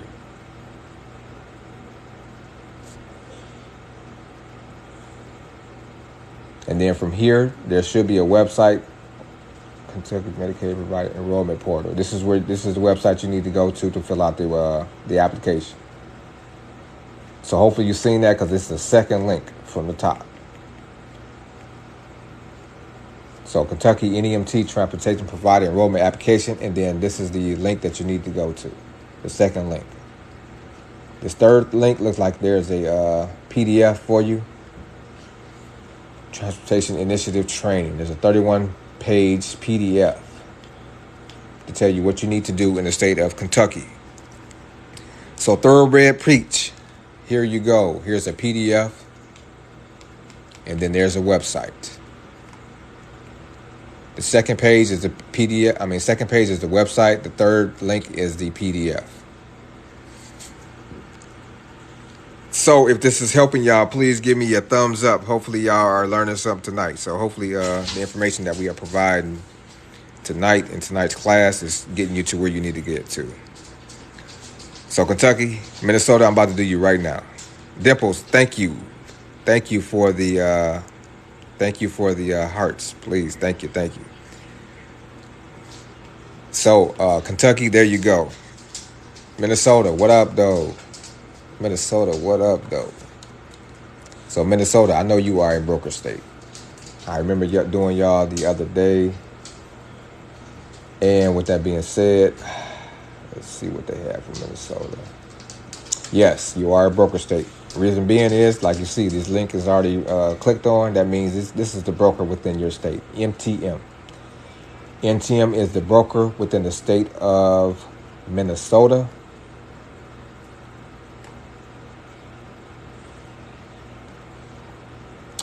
And Minnesota Provider Screening Enrollment Manual.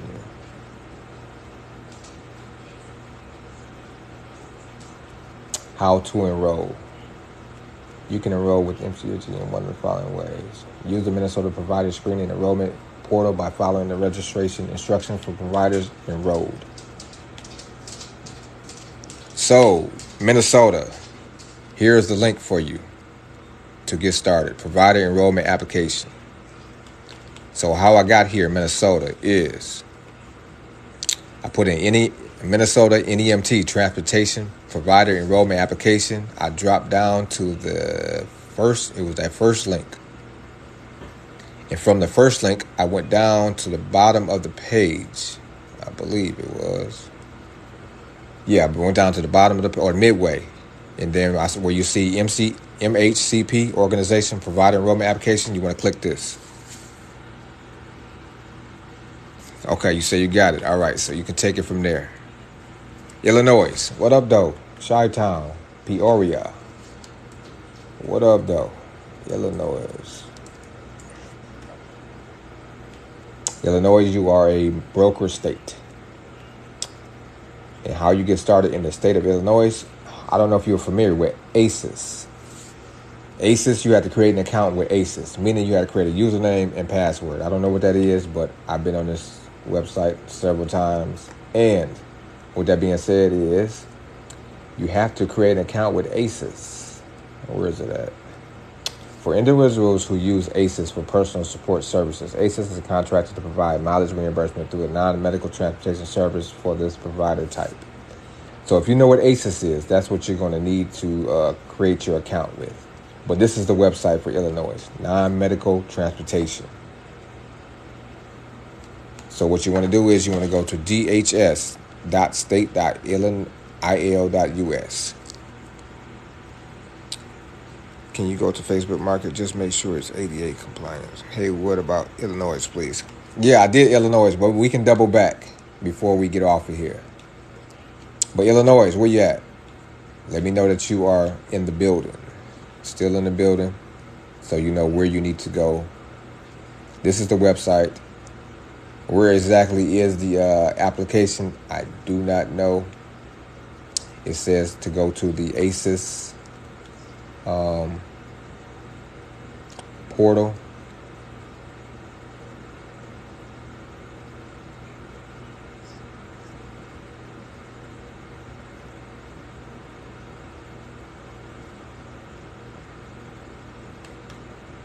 Become a provider. How about that? Let's see what they're talking about.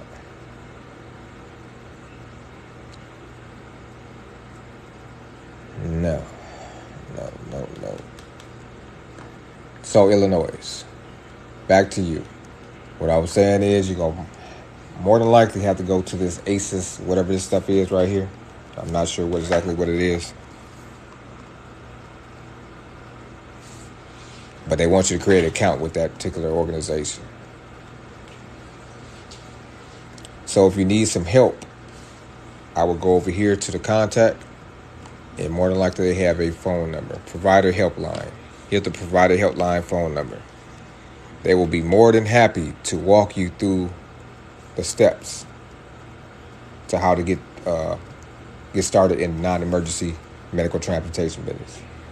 So here's the 800 number. I'm sorry I couldn't get you. Can you please do Arizona? Okay, yes, I will do Arizona. Florida, I see you. I got you, Florida. They should say, but you need to be careful where you purchase your vans. Absolutely. Yes. Who was that first? Hold on. Arizona.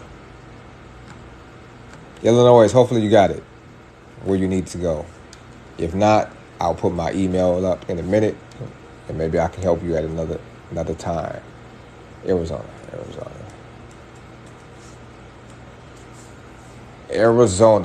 You are a, yes, you are a, they call a broker state.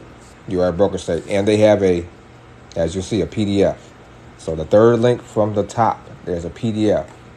I believe it's like 40 pages or something like that. Never mind, it's 65 pages. So Arizona, that first link that I just showed you the third link is a PDF that shares with you how to get into the NEMT business. So what it looks like is you are a mixed NEMT, which means that you are not fully brokered in your state. You're sort of like Michigan. Where there's like not like a designated broker within the state of Arizona. It what it looked like for me from just reading the preface of this document. But that is the PDF. I would strongly suggest you download the PDF at AZ.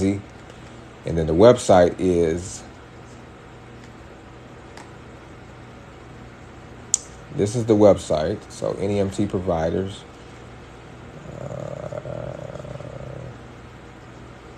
So somewhere in here, one of these links is going to take you to the application. I believe it's this page right here because it says Arizona Provider Enrollment, and here's the enrollment page. So AZ, where you at? Thank you, Diva Nola, sending those hearts. Thank you. But AZ, hopefully you got this. This is the website. How do I find a broker in my state to call, initiate a business relationship? So the first thing is you have to fill out that provider enrollment form. That's how they're going to know that you are in the business. And if you want to look up brokers, you can go to how can you figure out there's a broker in your state? What state are you in? That might just help me out better. Tony Matthews, you're more than welcome. Tony Matthews, you are more than welcome. But what state are you in? Who was that? 4223. What state are you in? Maryland. We didn't do Maryland. So Maryland, you don't have an application. You need to call the phone number. So I'm going to take you to the website where the phone number is, because they don't have the website. They don't have the provider enrollment application on the website no more. They don't have any information. They want you to call that number, and they want you to basically have them mail you or email you an application. So with that being said, is the application is, the phone number.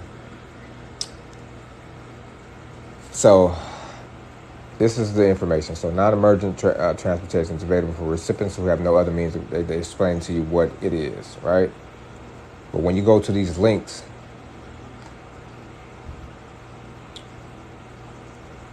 these are providers that's within your area.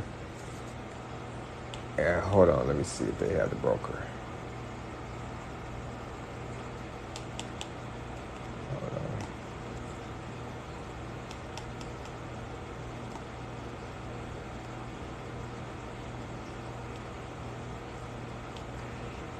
Yeah, see, like I said, they don't have the application on here anymore. So Maryland, you see this number, this 800 number down here, and this 407 or 410 number?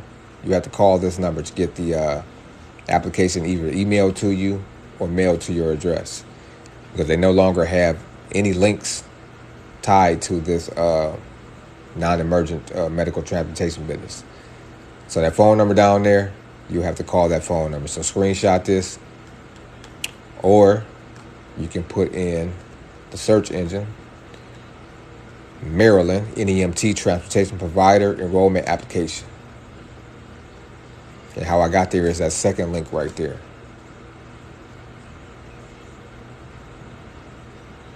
So I believe they at one point in time they had a PDF, but I do not believe they have the PDF anymore.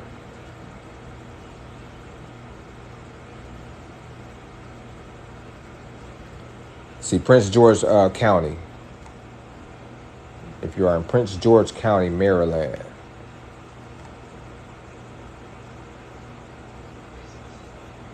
there's I would call this number as well and see if they can give you the direct contact for the whole state of Georgia, not just Prince George County. I would call these people as well.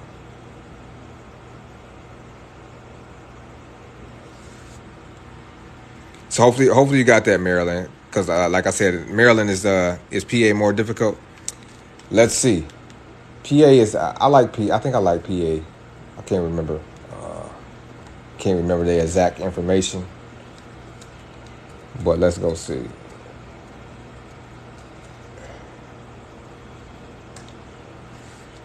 So Pennsylvania.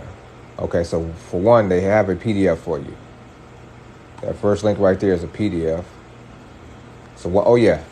So yeah, it's easy. It's pretty easy. It's pretty self-explanatory. So with that being said, there's a hyperlink. There's a link at the bottom of the page that's going to take you directly to the to the provider enrollment application. So what you're going to do is put in Pennsylvania NEMT transportation provider application, and then this first link right here, which is the PDF, is a one-page PDF.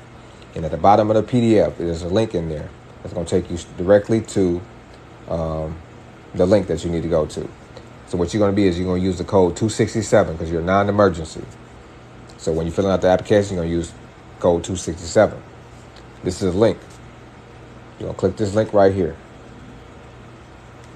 You're going to create your username and password. You're going to fill out new application, and you're going to take the steps from there. So Pennsylvania, no, yours is not that difficult.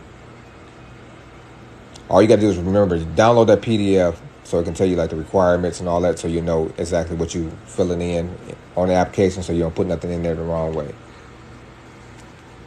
But hopefully that helped you out.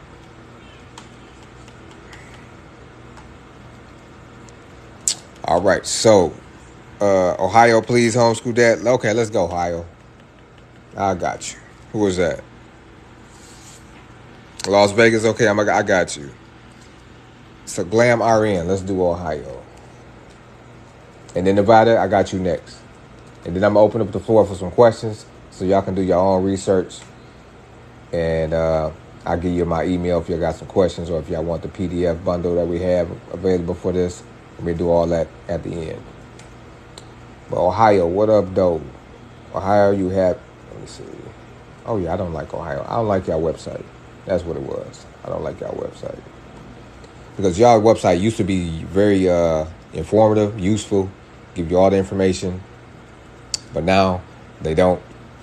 I mean, they give you the basic information, but. So what I did was Ohio. Let me back up. So you can see Ohio NEMT transportation provider enrollment application. We click the first link to provider enrollment. And then you see this Ohio Rise, provider enrollment and billing. You're going to click this, which is a PDF. Within the PDF, there's a hyperlink. Where is the hyperlink at? The most recent version of this guidance may be found there. There's a hyperlink in here somewhere. I can't remember exactly where it's at.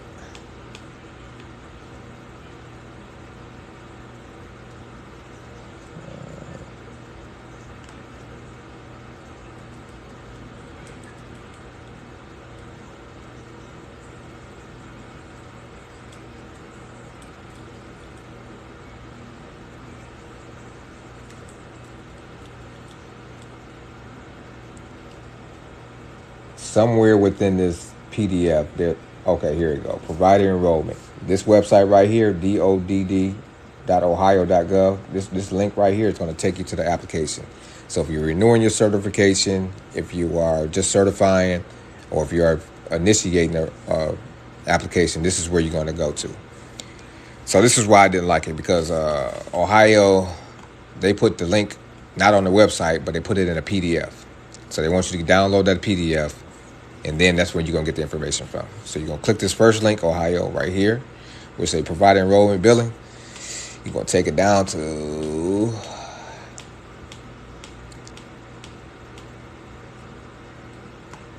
You're going to take it down to...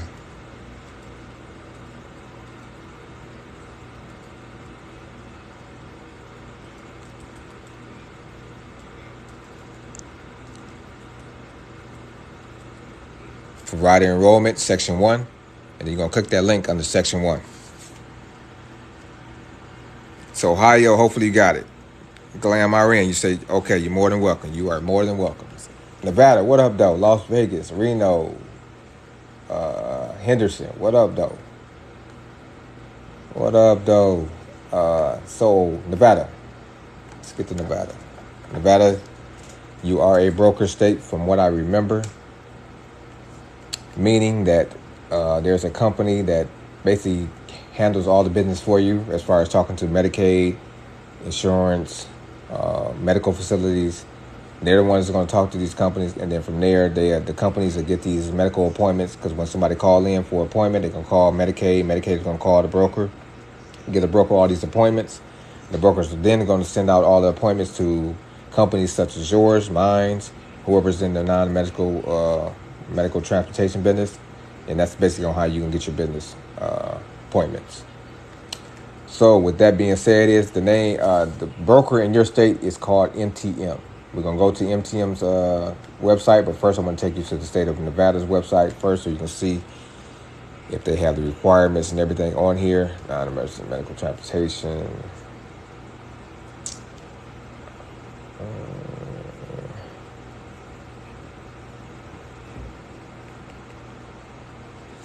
So if you look on the far right side, contact.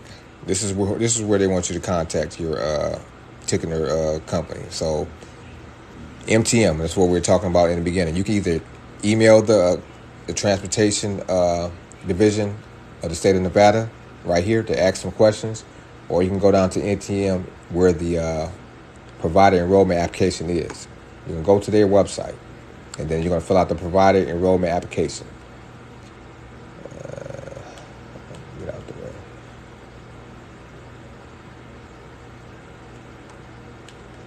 So transportation providers, you're going to click this link. It's going to take you down, I believe, to the bottom of the page. Where is it at? If you are interested in joining MTM's Nevada MTM network, click here. They're going to ask you some basic questions. Join our transportation provider network. So this is where you're going to go to right here to get started in the state of Nevada.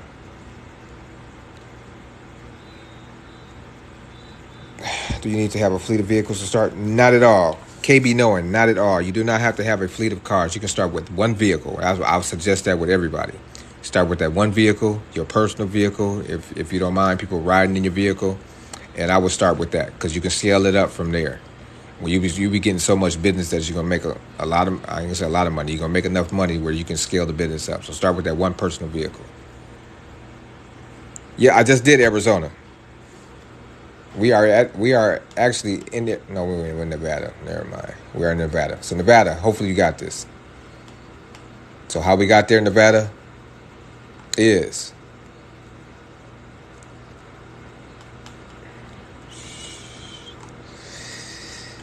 here we go. So now Nevada NEMT transportation provider enrollment application. We went down to. Now we went to this first link. This first link took us to the page, the web page, and then we went to the far right corner where it says contact. So you need to contact somebody in order to, get started. So they have either email or they have a website. That website right there, which is MTM, it took us to this page right here. And from this page, we went down to provider, transportation providers, and we took it down to learn how to join the provider network. And then here's the application for you in Nevada. So Missouri, and then New Mexico, and then I believe that's all we're going to do for tonight. Because I need to answer some questions. Because I believe we did all states. We didn't do Missouri, so we're about to do Missouri right now. I believe, and we didn't do New Mexico. But we did Colorado, I believe. If we didn't do Colorado, I'll get to you tonight, and that you might be the last one. But Missouri, let's do Missouri.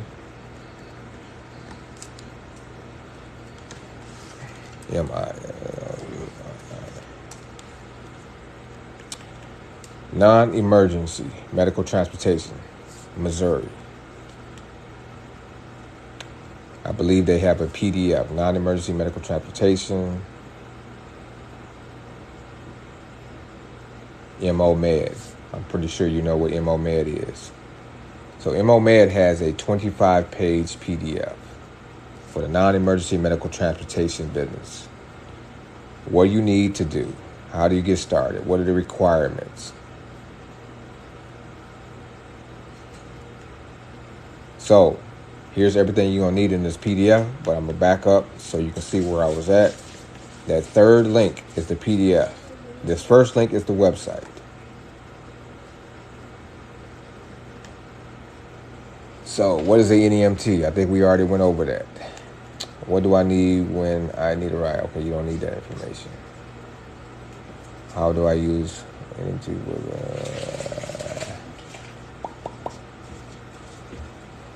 Provider Information.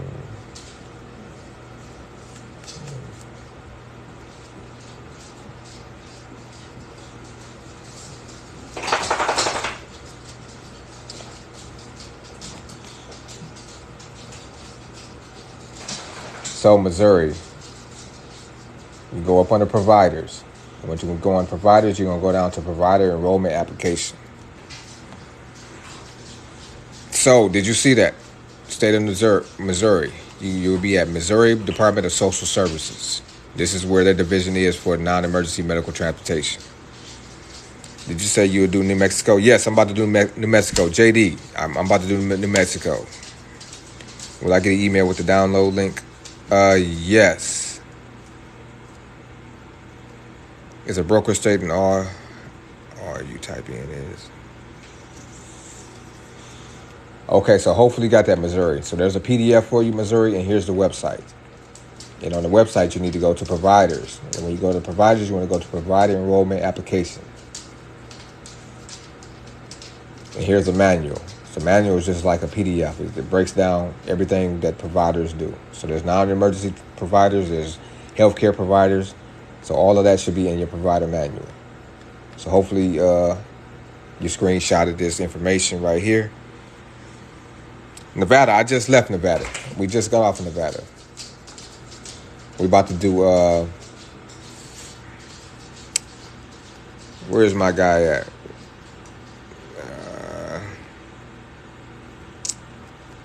JD, what state we supposed to be doing right now? So, New Mexico, that's what it is. New Mexico, okay.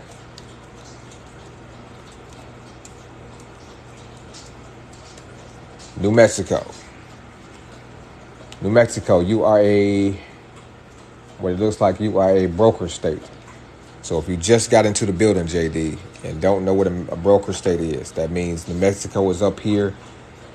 The broker is right here. Your company is down here. So the state of New Mexico was like, hey, look, we want to delegate these, monitoring services or regulations to this broker. We want this broker to talk to Medicaid. We want them to talk to the insurance companies. We want them to do all the business for us. And what they want these brokers to do is to talk to companies like yours. So say, for instance, you want maybe 20 clients next week. Well, you got to talk to the broker. The broker's going to give you those 20 clients. You're not going to be able to talk to Medicaid or insurance companies in order to get your contracts. So hopefully I explained that easy enough for you to understand what I mean by that. And with that being said, is this third link, I believe. Hold on, let me see. What is this? No, that's Texas. This third link right here is the provider enrollment application. So, enroll online. So, New Mexico Medicaid portal. You're gonna do business with Medicaid, insurance companies. In order for you to start your non-emergency transportation company, you have to create your account. You'll enroll online by filling out the proper information right here. Because you are a provider, you provide non-emergency medical transportation. So once you get registered and the broker within your state gets alerted that you are a medical transportation provider, as you file like the application fee, then that's when you'll be, being provided your applications. Not applications, but contracts. So, JD, this is the website you need to be at. So, screenshot this. So, how I got here is I put in New Mexico NEMT Transportation Provider Enrollment Application. I clicked that third link. I was looking to see if y'all had a PDF, but I do not see a PDF for the state of New Mexico. Yeah, it doesn't look like there's a PDF from New Mexico.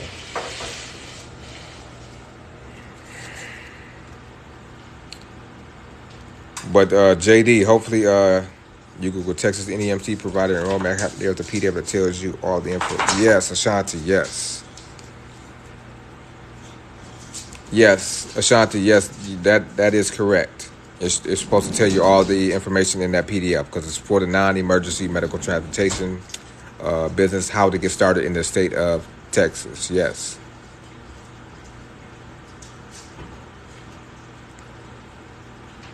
Okay, JD, you say you got it. Okay. So pretty brown, pretty round, pretty RD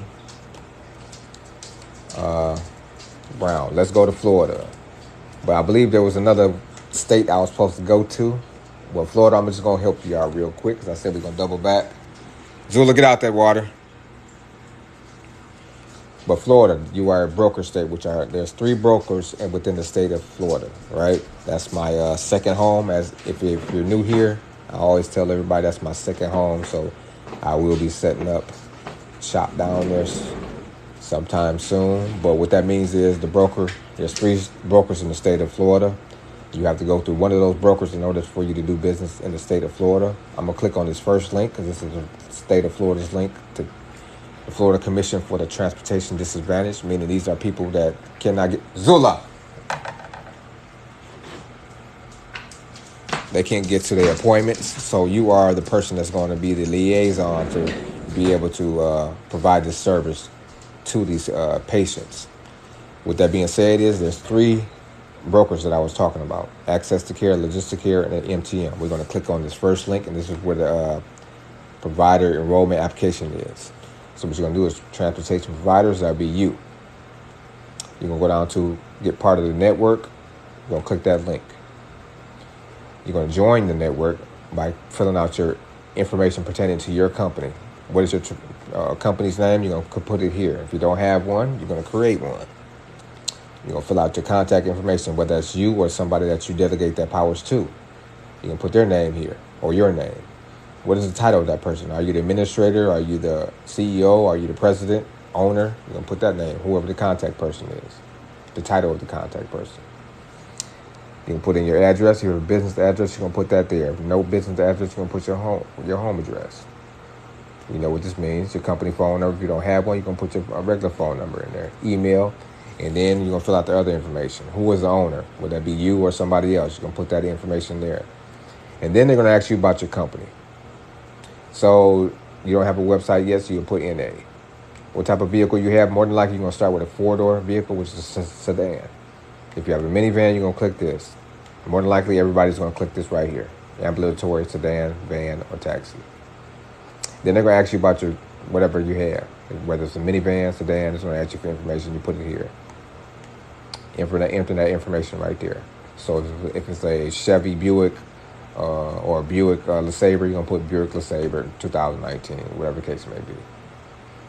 Then in the beginning, if you were on the live in the beginning, I was telling you this first thing you're going to have or apply for is an NPI number. The reason why I said that is because they're going to ask you for that. You can't do none of this information if you don't have that NPI number. Same rules apply for federal tax identification number. Some states don't ask you for this in the beginning, but if they do, then you might have to go double back and get this first before you fill out the application because they're going to ask you for it. So some states might not ask you, some states will ask you. So if they do ask you, then don't fill out the application until you go get that number. Same thing for the NPI number. You can't do nothing without the NPI number. So you can put that there. Somebody was asking me in the live about hours. Hours, you make your own hours. So sometimes the states will break it up into 2 different sessions, meaning 6 a.m. to 6 p.m. You'll click this. If that's the only hours that you're going to operate between those business hours, you're going to click this. If you're going to be more of an afternoon or evening person, you're going to click this. So it all depends on how you want to operate in your business. So they will ask you your business hours. And then you fill out all the necessary information from there. So Florida, there you go. Hopefully, Pretty Brown, you got that information.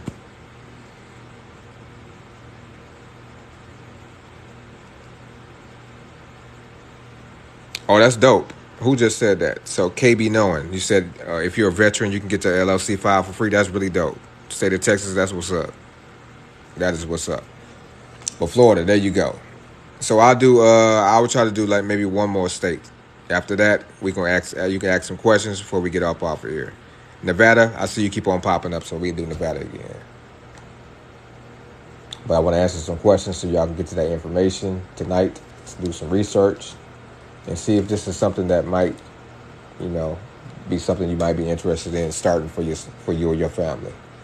So Nevada, you are a broker state, as I was saying in the beginning, and the broker is MTM. So that first let me go back. Let you see what I did. So Nevada, hopefully you are watching what I'm doing. Nevada NEMT, Transportation Provider Enrollment Application. And I drop down to this first link. This first link is in the state of Nevada.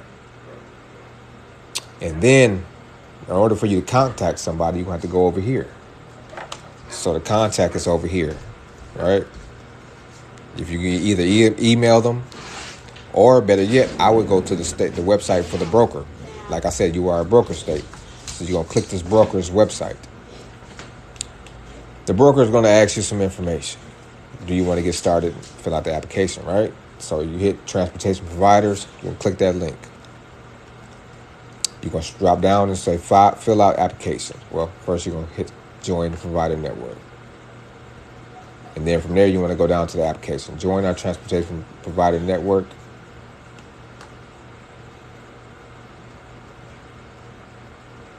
And then what you're going to do is you're going to fill out the necessary information that applies to you. Everything that you need to know as far as transportation provider name, whatever your name and your business is, right?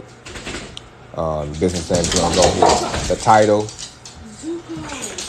title is going to go here. The name of the owner is going to go here. If you got multiple owners, you put that information that goes there. Email address. You're probably not going to have a website at this moment. Address. When did you start the business? More than likely, you're going to start it the day that you fill out the application or previously, or a week prior to that. So, what I was talking about before, if you have a sedan, vehicle, or minivan, you're going to click this. It'll be the first one, ambulatory. As we was doing on the previous website, what are your business hours? Is it going to be 6 a.m. to 6 p.m.? Or was it going to be 6 p.m. to 6 a.m.? Or if you want to do both, you click both. And then you just tell them what county you're in. So this is the information for Nevada.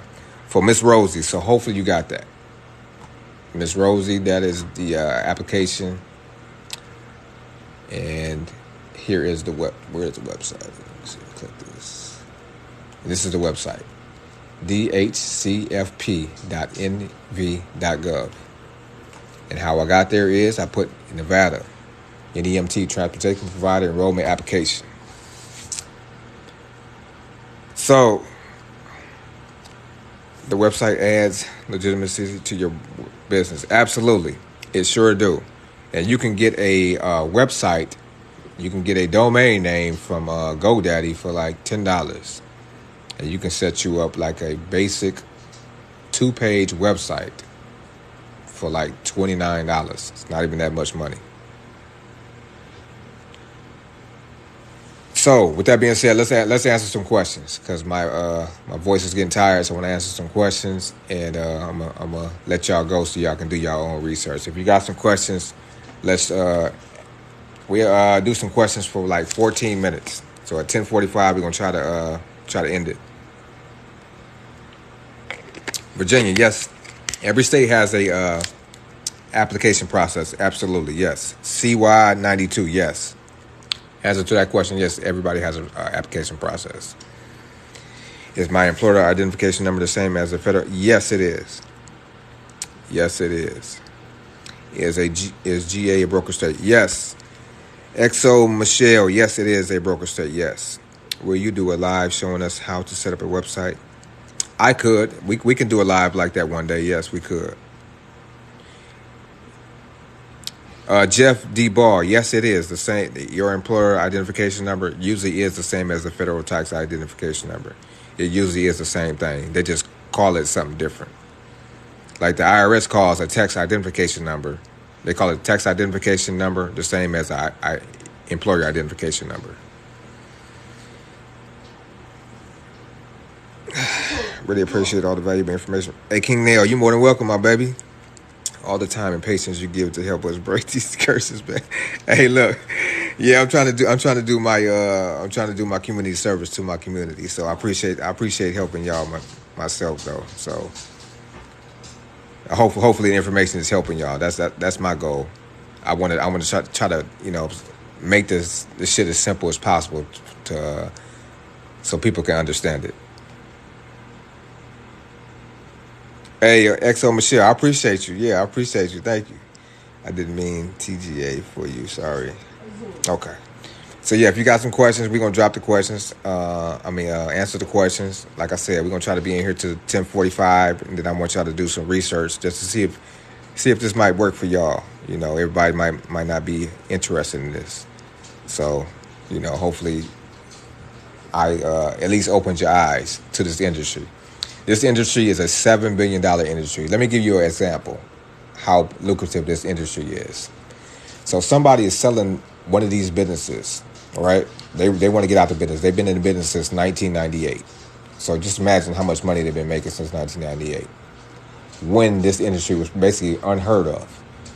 So they're selling their particular business for $2.4 million right now. Right now, their gross revenue is $5.5 million. Their cash flow after they pay all their bills and everything, they take home $651,000 a year. So this gives you a general, and they basically they upkeep for their vehicles and things is $15,000 to maintain their vehicles and things like that. So this gives you a general idea of how lucrative this industry can be if you put the effort in, and take care of your clients. I just want to give you a general idea. This is a very lucrative business. So this particular company is in the state of Washington. So they're selling their business that they have groomed and taken care of for over 20-something years, like 24 years. They've been in business for 24 years. So they justifying this $2.4 million. So they bring in like 5.5. So basically with all their overhead and everything, basically what they're saying is their overhead and everything is like, I guess, $3.something million. And so what they're left with after paying all their bills and stuff is $651,000. MF, so you say steps 4 and 5, or was that all is needed to get started? No, there's step 4 and 5. So step 4 and 5 is the application fee. So MF 2020.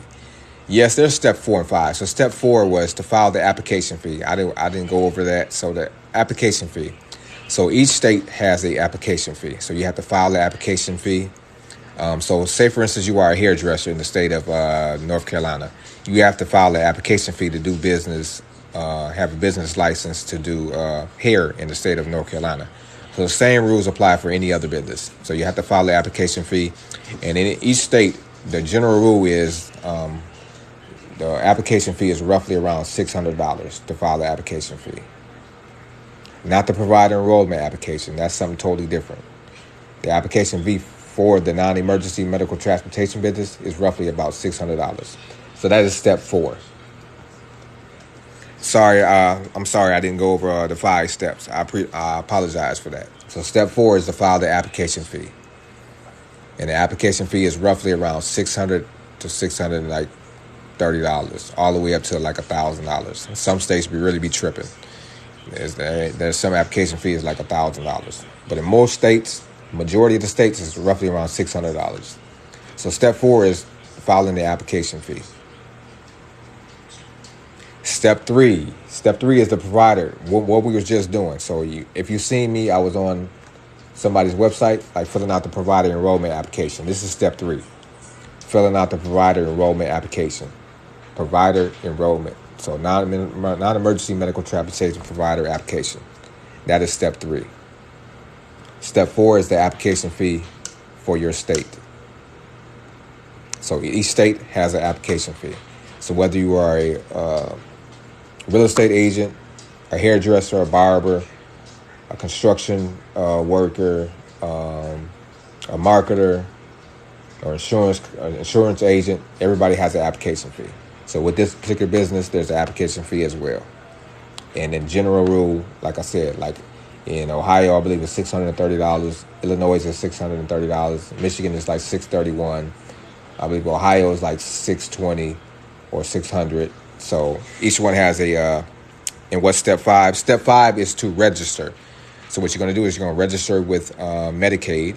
You're going to register with the whatever insurance company provides medical transportation services in your state. So it might be Aetna, or it might be Blue Cross, or it might be Guardian.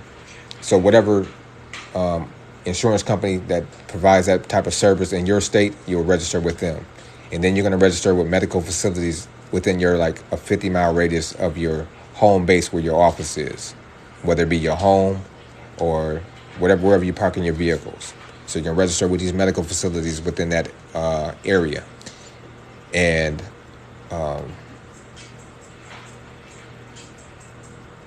that lets these particular companies know that this particular company, which is your company, ABC Transportation, is a medical provider within your state. So this is where you'll get your contracts.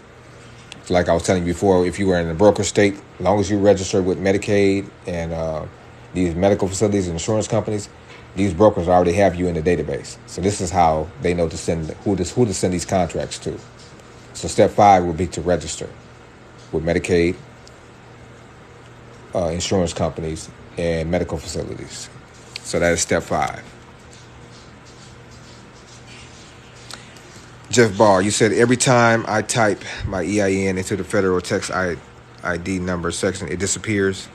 Okay, so if it disappears, that means they have something totally different than the EIN number. So your federal tax identification number means that they might have a separate separate department for federal tax identification number. So they don't call it EIN number. So you have to obtain a federal tax identification number within your state. That's just all that what that means. Thank you for the share, Kimberly. I appreciate that. Register with each Medicaid provider, right? So there should only be one Medicaid. It should be one Medicaid organization within each state. So the Medicaid organization within your state. Do you do one-on-ones? I've been thinking about doing one-on-ones. I do one-on-ones, I guess, per se. Yes. But I was thinking about, helping people out more, or just doing a master class. But I guess people would need like more one-on-one because it's pertaining to their particular situation. So yes, I'll do one. Yes, I can do one-on-ones. Yes. Where do I go to get the application that requires a fee?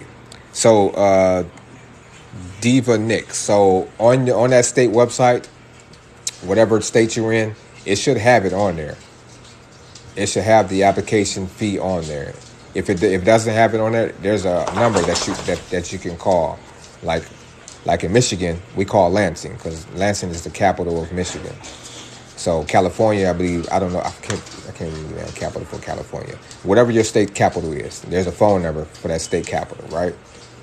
And so they will give you all the information pertaining to application fees and what are requirements. You can call that 800 number or whatever the number is, and they'll tell you.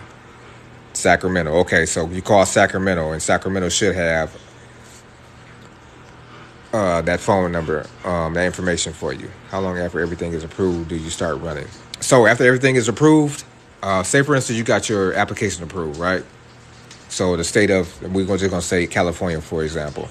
Say California approves you to do the non-emergency medical transportation business in the state of California. So after you done register with Medicaid, and you done fill out the application with the broker within that state of California, then you got your vehicle inspected. That's step 6.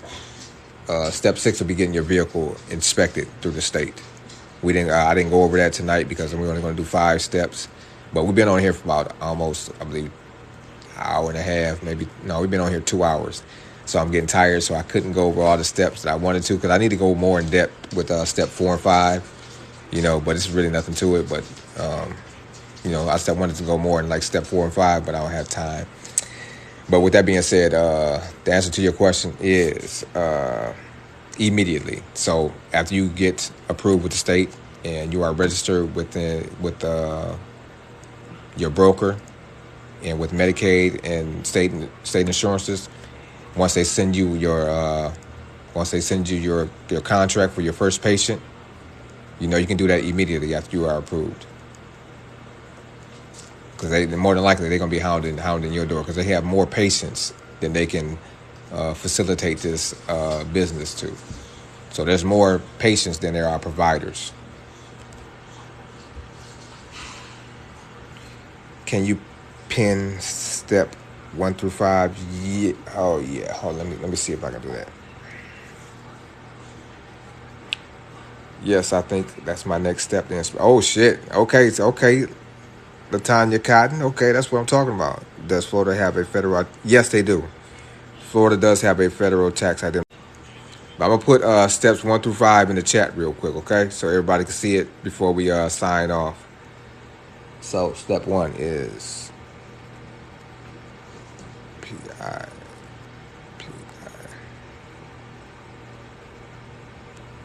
2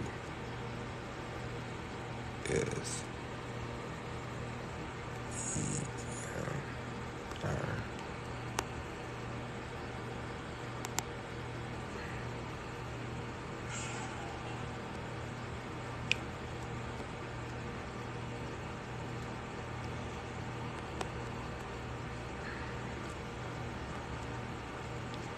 y'all gotta bear with me while I put these steps in the chat. I'm just trying to put these steps in the chat so you can see what are the steps.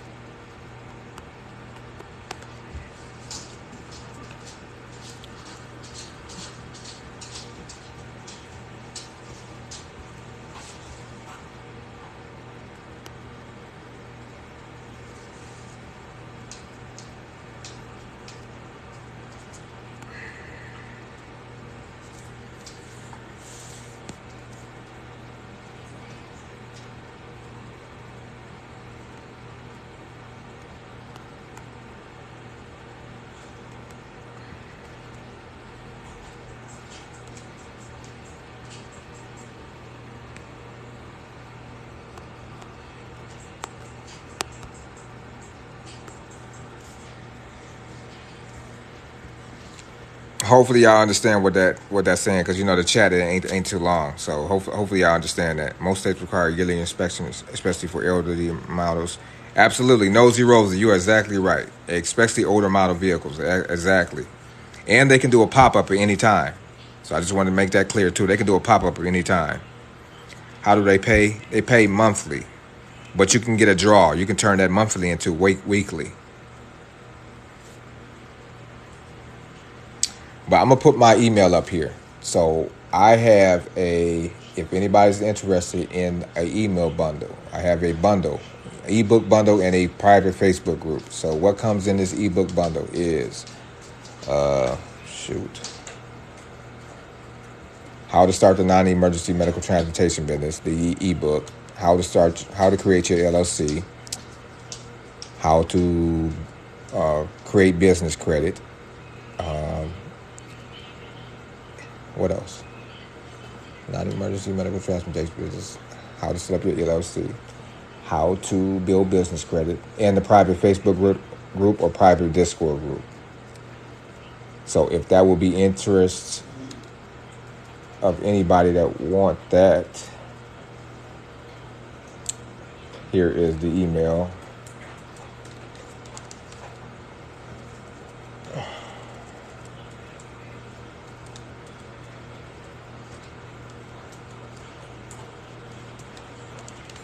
But here's my email if anybody's interested in that.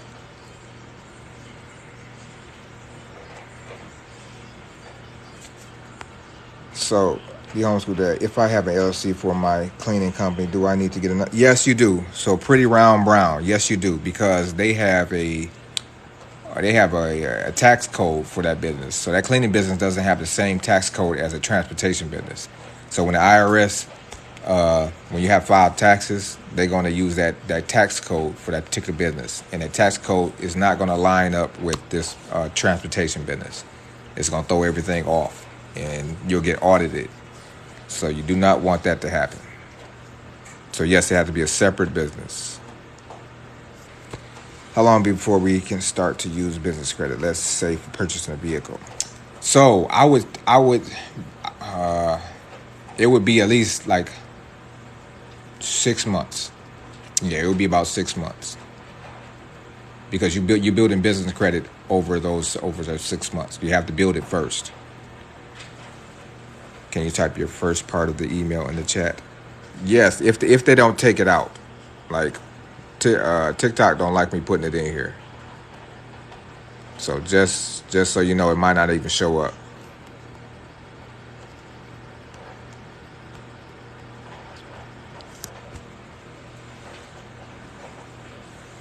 But if you see the email, just give me a thumbs up. If not, that is the email in the in my Google. But if you have some more questions, let me know because we're about to sign off in about a few minutes.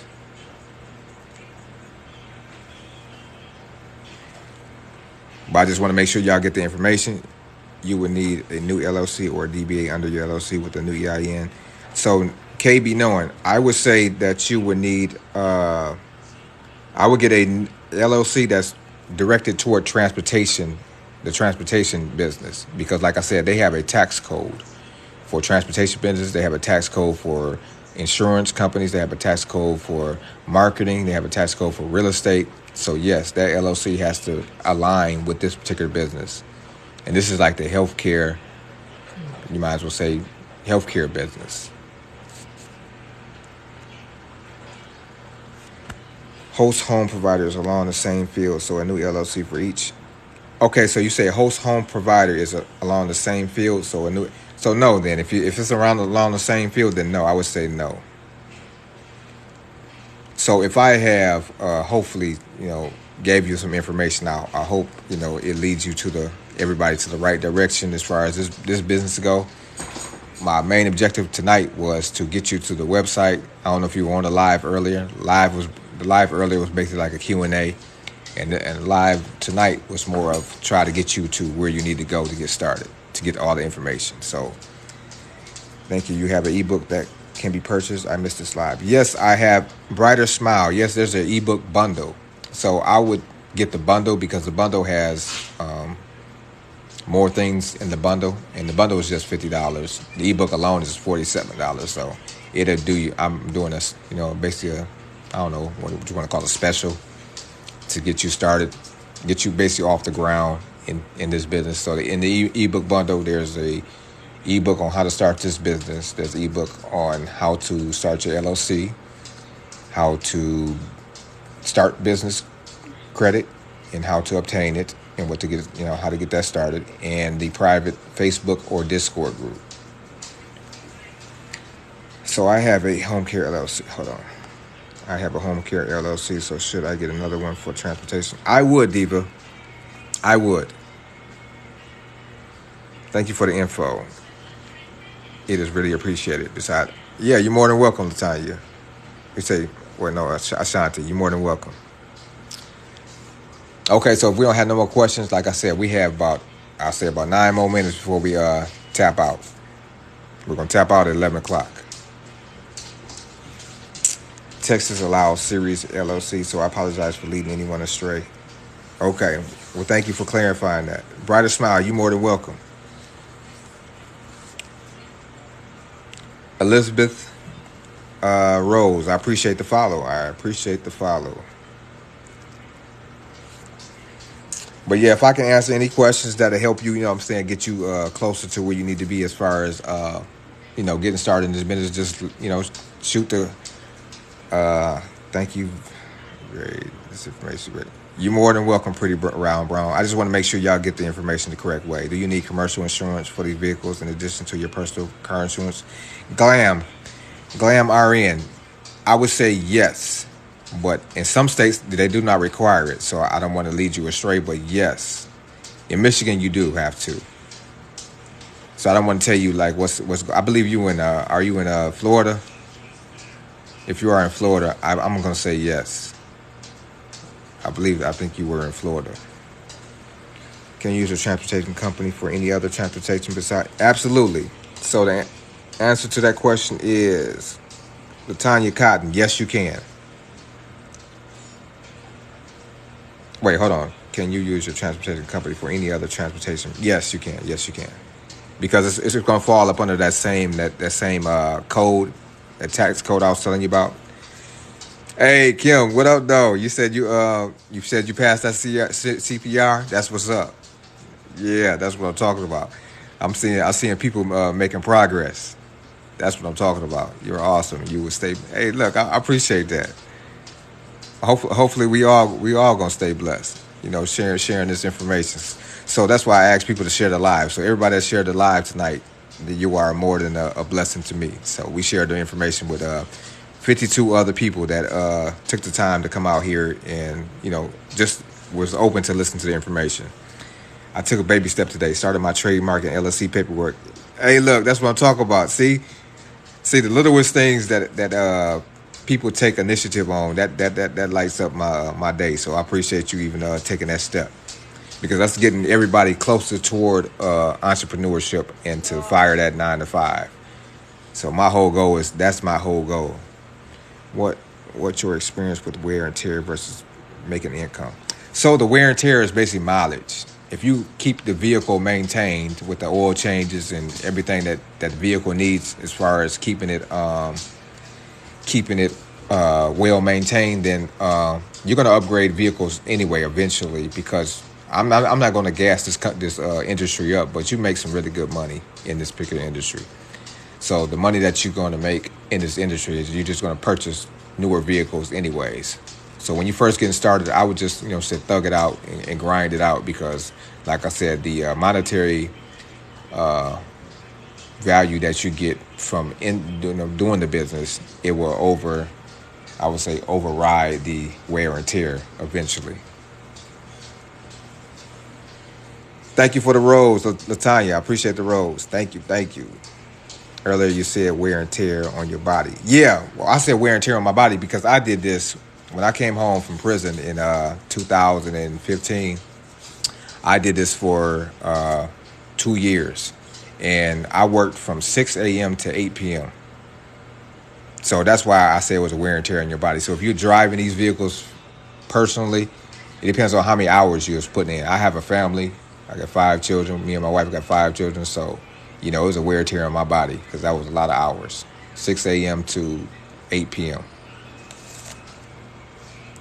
Insurance is so expensive. Yeah, the insurance is expensive in some instances. But like I said, that money, just imagine if you're making let's say the minimum $5,000 a month, right? And your expenses for the month is about $1,800 or $2,400. Well, you're still profiting $2,600. So it might be expensive, but it would override. I would say that. Yes, I used to work with a can service. Their contacts was with the public. Yeah, the public school systems. Yeah, so we also transport kids. So there's some kids that are we call them displaced, where they don't have transportation to their school. So you also pick up kids as well. So you're transporting kids to and from their home to their school. You're picking them up from school when they get out of school and drop them back off at home. So that's like a good, that's a good part of the business. You're transporting, children. You get to, interact with these kids and ask them how their day was, and you know what I'm saying. Kids are always. Do you have private pay clients? Yes, absolutely. I would suggest that as well. Have private pay clients. Yes, and you can get those or you can get solicited that when you go into your regular doctor's office. So yes. The answer to that question, Diva Nick, yes. So look, we got 3 minutes. If hopefully the information helped everybody out here tonight. Hopefully I gave you some information that could get you started. So we're going to end the live. So what I do when I say when I end the live, I want to say thank you. I appreciate all my gods out there that was on the live. That means all the kings. I call my kings gods. We are God bodies walking this earth. So all y'all gods out there, I appreciate y'all rocking with me. All the questions, all the feedback y'all gave me. I appreciate y'all tuning in tonight. Y'all was more than lit tonight. I love the questions. It was very it did something for me tonight. So I appreciate y'all. So all my queens, goddesses out there, thank you. I thank y'all for embracing the information tonight. You know, it was very lit. Y'all had some dope questions. Y'all was not holding back. So thank you for embracing this information. So what I asked y'all to do, how I'm gonna end the live is, I'm gonna tell y'all, don't do what you can do today, tomorrow. So what that means, well, my grandmother used to tell me this. I never knew what that meant till I got like in my teenage years. She said, never do what you can do today, tomorrow. Meaning if I share some information with you today, don't wait to do this shit tomorrow. Start looking this information up tonight. Don't wait till tomorrow to do it, because tomorrow ain't promised to you. You can be researching this information, then if something happens to you and your child sees what you was doing on a computer, they can pick this information up for you and continue your legacy on. So don't do what you can do today, tomorrow. So with that being said, thank you for rocking with me tonight. We'll be back on this thing tomorrow at 1:30 Eastern Standard Time, and again at 7:30 p.m. Eastern Standard Time. Okay? So do that research for me. That's all I ask y'all to do. So don't do what you can do today, tomorrow. Do that shit tonight. It's only 11 o'clock. And if y'all are looking for that ebook bundle, if y'all need some more assistance, like I said, I have an ebook bundle that's available to you. It has a lot of information in there to help you get started. Like I said, it has the information on the non-emergency medical transportation business, how to get started. It has the LLC, how to start your LLC, how to build business credit, how you're going to be able to use that business credit in 6 months to get you some vehicles. And then lastly, there's a private group I just started. I put some information in there. We just started it last week. There's a private Facebook group as well as a private Discord group. So if you want that, there's an email. Without further ado, I want y'all to go look up this information, whether you get the ebook or not. But go look this information up. Check out this industry. Like I showed y'all before, this industry is a cash cow. Somebody's selling their business for $2.4 million right now. So, love and light. Love and light to everybody. Love and light to everybody. Please, y'all have a wonderful night. I want y'all to have a good night. Salute.